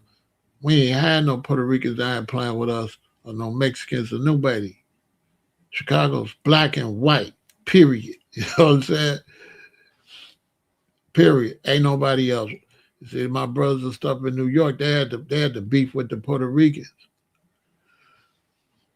The Puerto Ricans wasn't nobody down here. Who was the Puerto Rican? You know what I'm saying? Chicago's is black and white. Period. Detroit, same way. Straight up. But the first Africans I started meeting was like the 70s, mid 70s. Like I graduated high school in 76. I started working for a book factory. That was the first time I was around Africans. They had just got here. My brother Ben. I think Ben was from, I want to say Ghana. But he might be from one of them other West African. He was cool though. And that was the first Africans. They was coming there going to school and they was working. He was working at the factory with me. So I used to ask him a whole bunch of questions about Africa. But the immigrants flooded. The immigrants flooded in the mid to late 80s. That's when they just really flooded. But they never was no problem in Chicago because the Jamaicans lived in the black. You had two type of Jamaicans. You had the ones that wanted to live up by the whites and marry white women and stuff and have babies with them. And then you had the Jamaicans that wanted to live on the south side with us. So in Chicago, we had two different type of Jamaicans. We had the north side Jamaicans and the south side Jamaicans. The ones on the south side, they was just like us. The ones on the north side, they was funny acting. But at the end of the day, in the back of their mind, it was still always division. They was talking that roster shit, but they wasn't really on that. And I found that out, like I told y'all. I went to a club with some Trinidadian rosters. And we walked past my Jamaican brethren thing. Then when I went back, the Jamaican brethren asked me, say, what you doing with them Trini boy? That was the first time that broke my heart right there. That's the first time I knew all this black unity shit was bullshit. Because he was all roster. I'm a black American roster, Trinidadian roster, Jamaican roster, right? We all supposed to be African. I tell the Trinidadians, let's go down. I'm thinking this roster. I done bought into the bullshit. So I believe this whole thing, no matter where you come from, as long as I believed it. So I talked to Trinidadian bros. We went down to the Wild Hair where all the Jamaicans was at. Now I knew a lot of Jamaican rosters because I played in the band with Nia Coma. So when I walked past my band members and stood on the wall with the Trinidadians, I went back with the Jamaican rosters. And the Jamaican brethren asked me, Ramesses, what y'all do with them Trini boy? And I was like, what? And that was the beginning when I'd seen that's all bullshit. I said, oh, this is all bullshit. It ain't no unity like that. How they both from an island in my city and you hating on a brother in my city like that. The Trinidadian brothers was cool too. And can you imagine what I was thinking? Two different brothers, black Rastas from the Caribbean, and the Jamaicans didn't like them. I was confused. I was probably like 21. You know what I'm saying? I was confused. I was like, what? That's how I learned that it's all bullshit. I said, what? And then they would sing all them songs. So I'm like, they get on stage, African people, we want people. But off the stage, you ask me what I'm doing with the Trinity boy. So of course I'm thinking, all right, he from Trinidad, he from Jamaica. They don't like each other. I said, these motherfuckers don't like me. So I said, oh, okay. That's why I went to Hawaii and I didn't go down there with them niggas. I said, let me go to an American island.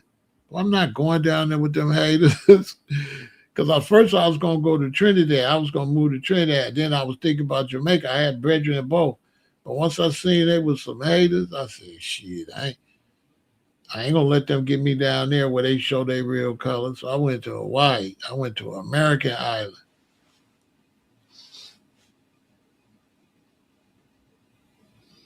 And that's Africa going to be the same way. We as black people, the black man, he a hater. He doing different place he live or he gang banging or something like that. He a hater. When I was on the deck, man, in the county jail, that was made clear. But we're not doing none of that. In the dope, they already know you're gonna catch a violation from every gang. Boy, we're not doing no gang shit in there on this deck. While we all locked up with the same DOCs on, we all got the same Department of Correction. Boy, we not doing none of that. What we look like black locked up together beefing. The black man gotta wake his dumb ass up. So that's why you don't be seeing me with the tether stuff. Because just because some Africans is acting a fool, don't mean a man of my stature gotta bow down to that. But I ain't gonna hate on the black Americans. The reason they call them niggas tethers because them niggas do be haters. Too many of them. And they need to get their people from the Caribbean and Africa to tell them stop doing that shit. You know what I'm saying? They need to check their people. Because it ain't like FBA just calling them tethers for no reason. Them niggas be hating. You should see how the African women treat the sisters at their beauty salons and shit. They be hating. All these niggas is jealous of black Americans. It's like we the prodigal son. We get put into the belly of the beast, right? We ain't got no coconuts or nothing. We in the worst area. We in the snow. We in Chicago, Detroit. They in Africa. It's all warm. They in the Caribbean. It's similar. They get some type of Africa. We in the belly of the beast. We in the Europeans' country totally. In the Caribbean, black people run down. In Africa, black people run down. White people run them from a distance. But in Chicago, white people run us straight here. Facts. So we in the belly of the beast. And you would think that brothers and sisters would like care for us, but they don't like us. They jealous of us. Like they came here because of us and they just jealous. Everything they did was us. The Whalers and them was trying to be like Smokey Robinson and shit. We was the inspiration for them to come here. Imagine you the inspiration for black people come here. They come here, they don't like you. And you gotta fight the white man and these niggas. I said,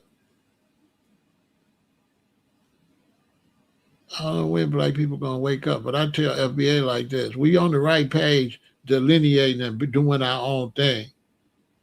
We definitely shouldn't get caught up in that fake black unity. That shit not real. But that don't mean hate brothers. You just meet a brother. You can't just be calling no brothers, sisters, no tether just because you meet them. But so many black Americans been insulted. You know what I'm saying? Because I had an African brother say, "Y'all ain't nothing but slaves," at a concert because he wouldn't move his booth. The people that was throwing the event wanted him to move his booth over because the fire marshal said you can't have that right here because it's got to be. They was in like a road, it's a park, and they had a road go through the park, and they was set up right there. So the fire marshal police said, y'all got to move. They didn't want to move it. Some brothers and sisters was throwing an event. They say, we won't have no choice. The city said you got to move. The Africans didn't want to move. So the brother and sister called security to throw their stuff in the back of the like golf cart and move it. And the African called black folks in America slaves. Rather than him just move the booth over, he left it there. They keep this nigga come from Africa, don't know shit, right? Bro, this Chicago, this ain't Africa, nigga. You know what I'm saying? This African nigga came over here with all due respect. I'm saying that because he thinking this Africa. Boy, it's downtown Chicago when the fire department tell you gotta move, that's how you know, like, bro, where you from? Bro, this the fire marshal. The fire marshal told the African to move, and the African didn't think he had to move. So the brother and sister throwing the event, they're going to shut the whole event down because the African don't want to move. So they had to call people to move it. The brother said we some slaves. You black Americans ain't nothing but slaves anyway. What you mean, black Americans? We don't got nothing to do with that. This is the festival people. So he just, man, my wife had to say, don't, Ramesses, don't. Man, I was ready to crash out on that dude. Oh, for the next 2 years, he would see me. I apologize, brother. I was like, boy, if you don't get the fuck out of my face, boy, you think you can call me? You think you can come here and call me a slave here? You better take your ass back to Ubuntu or wherever the hell you from. Boy, that's why it's beefing. Because the Africans don't know how to behave. And a lot of them Caribbean people, you can't go in no other people's land tripping. So black Americans don't like Africans or Caribbean. But not for no reason, because they've been nasty. Nobody just don't dislike you. Them niggas fucked up. I don't want to generalize all of them, but then you kind of don't know. Because like I said, I was around some brethren I thought was cool, and they really wasn't. These young black Americans, they don't want to be bothered with another people like that. And you can't blame them. Other blacks haven't benefited us none. They just eating off our table. They ain't bringing shit to the table. Some, though. Some is working. You know, like the brethren over here, he got a school, he doing good stuff. So, you can't just generalize, but it's like Africa. Let's say a bunch of black Americans go to Africa and start fucking up. They ain't going to like black Americans. I mean, that's just going to be the reality. It's going on right now in South Africa.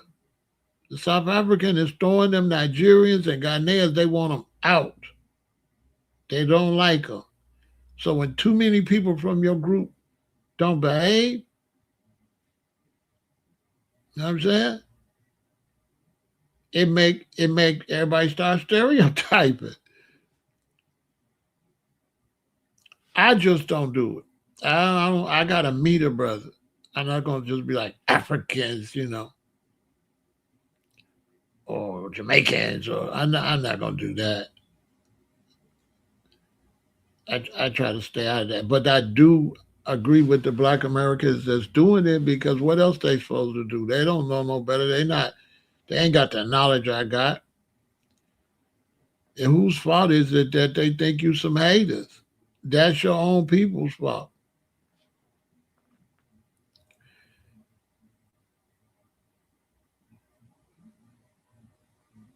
The brothers and sisters from Africa, it ain't gonna be no getting along with them until they get along with each other. As long as Africans hate Africans in Africa, they gonna always be some haters. I'm just saying, they don't even like each other. I've been reporting, man, it's going down in South Africa right now. They don't like each other. So you know they don't like my ass. I'm just saying. They over there on the same soil. Man, the Ethiopians is beefing with the Ethiopians. Heavy. Black people tripped out. We just be gang banging everywhere. I don't know. I think the system got to fall before we realize we got to unite. I think. I think. But that's all I got to say about that. As far as voting and stuff, I don't know, man. I don't see myself voting. I only vote black anyway, but not because I'm racist, but I be wanting to see black people represent. I be wanting to see my own people represent me. I don't be thinking other people gonna thoroughly represent me.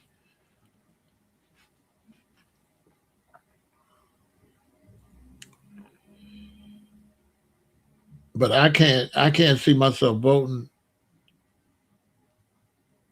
There'll never be any unity. Probably unless, like I said, the world collapsed and they have to unite to survive. That's the only way. The only way is that the Most High put them in a situation where they ride or die. I do believe it's gonna be unity, but I believe Goshen it's gonna be by force. I believe it's gonna be natural disasters and plagues and everything, and the few black people left, they ain't gonna have no choice. They ain't gonna be able to survive unless they unite. I believe it's gonna be forced. Because for sure, the Europeans and the Asians finna invade Africa. That's for sure. Africa is the land of Armageddon. They finna invade Africa. Y'all see that? Y'all see America over there helping Nigeria fight them terrorists? Got their foot in. Y'all see the Chinese got all kind of automatic weapons and stuff over in East Africa and getting all them East African women pregnant? The Africans is getting mad about that. Y'all see Europe, France, mad they threw them out. Germany, they need them natural resources. If the Africans don't unite, they ain't gonna survive. Bob Marley told them, Africans unite. The prophet told them they ain't gonna listen. But I believe they're gonna be forced to unify.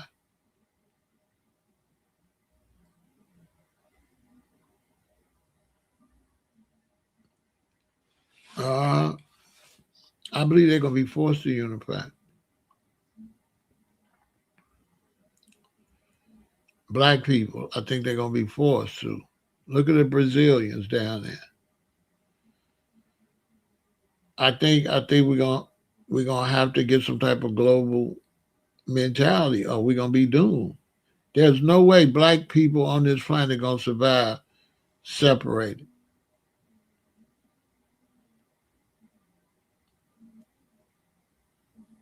It ain't gonna happen. That's the one thing whites got over blacks, Asians, and all the other different groups. When it comes to the bag and the money and the natural resources, white people unite. They gonna unite. The Berlin Conference showed you that what they did. They said, listen, we can't fight these Africans separately like this. Let's invade the whole continent. You invade here, there. there, and they all invaded all around Africa, took the whole continent, took the whole thing, came in with them Gatling guns, took it.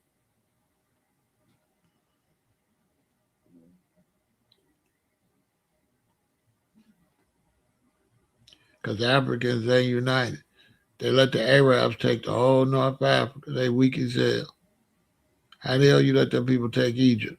You know what I'm saying? And let them people took all that valuable land up there. And then you come over here looking at me crazy. Them people come over there on your continent, punch you on your continent. The problem with the Africans, they not continental. It's the same problem with Black Americans. We not thinking as far as the USA.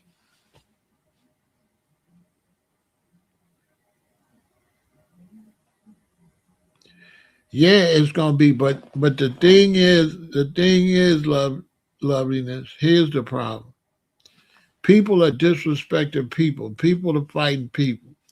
But here's the problem: when you don't respect nature, that's the problem. I ain't worried about the people.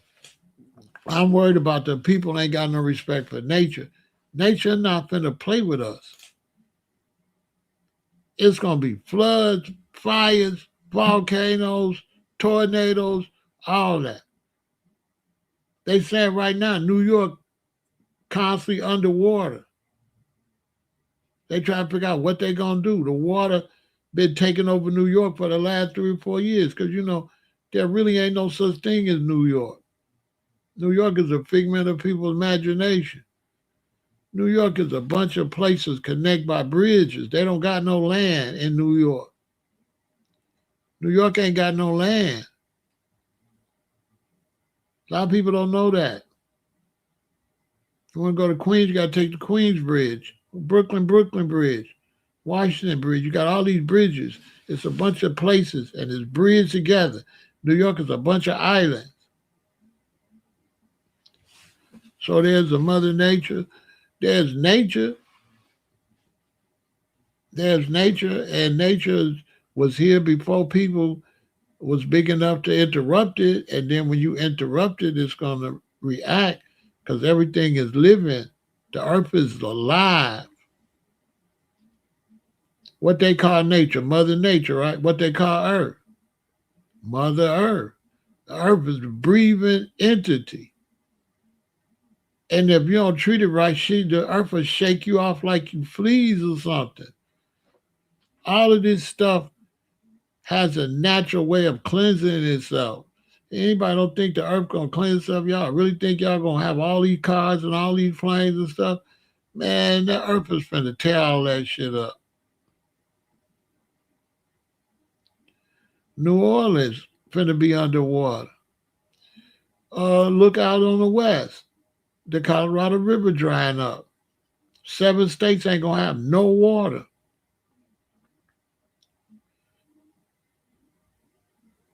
Georgia on fire. Florida was just on fire.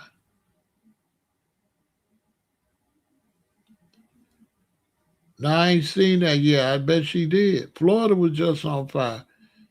They running out of water. They ain't got no water in Florida either. Florida running out of water. Georgia running out of water. Colorado dam is finna shut down.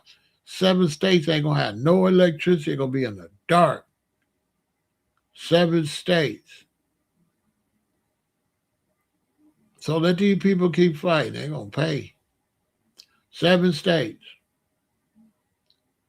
Look it up. The Colorado dam, almost to the point where it's like a big hole like this, and the water running there, right? And then it generate electricity for 7 states, and the water way right here.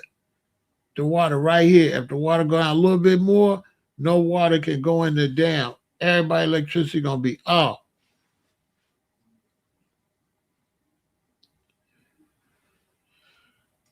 The mountains ain't gonna be safe because everybody gonna be on the mountains unaliving each other. Peter Tosh said, "You're gonna run to the sea, but the sea will be boiling." You're going to run to the rocks, but the rocks will be melted. Down, perseverance, where you going to run to all along the day? And all the prophets already told us. Yeah, hey, Goshen, they totally out of line. We just get on the airplane, think it's cool, but man, how anybody know? See, I'm born in the 1958, so everything they was building Babylon, but everything still was more natural than unnatural. And then by the time you got to the 80s, you could see things was coming. They was putting out more concrete, more concrete. Then from the 80s to 2000, they was tripping. 2000 to 2026, downtown Goshen, they still building buildings. I was just talking to Andrew about this. They stacking buildings. They keep stacking them.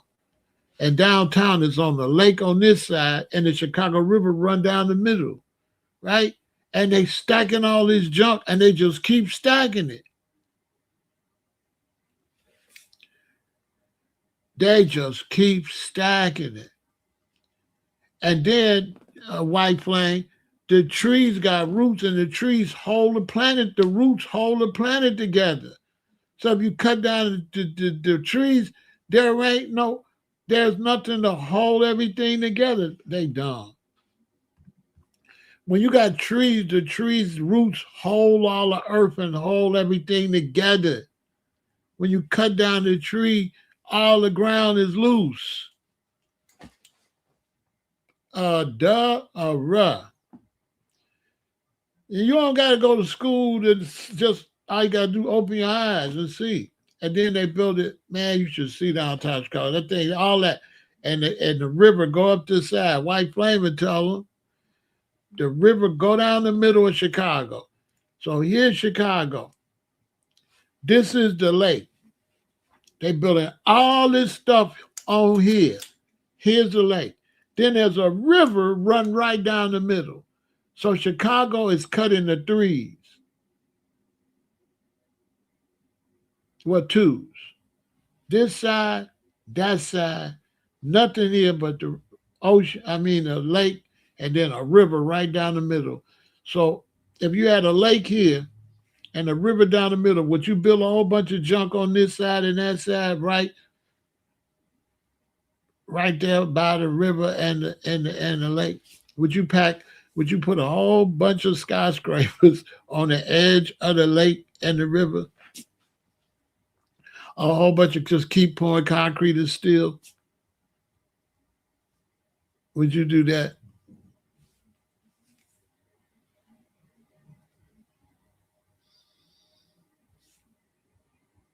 And they just keep White Flame. If you just go down there and stare, every time you look, it's another building they putting up. White Flame, you been on the architecture tour? Man, take your queen and your kids on the architecture tour. You go right there to Navy Pier and buy the tickets. Man, it's going to blow your mind. It's going to take y'all down the river. Your queen going to love the kids too. And it's going to come back there. It's going to take you out on Lake Michigan. It's fire. It's fire.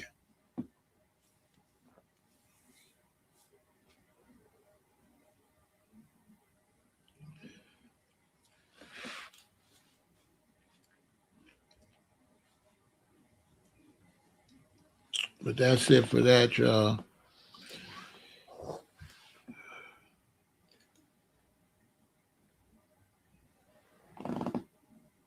Oh, he drove the bus? Yeah. All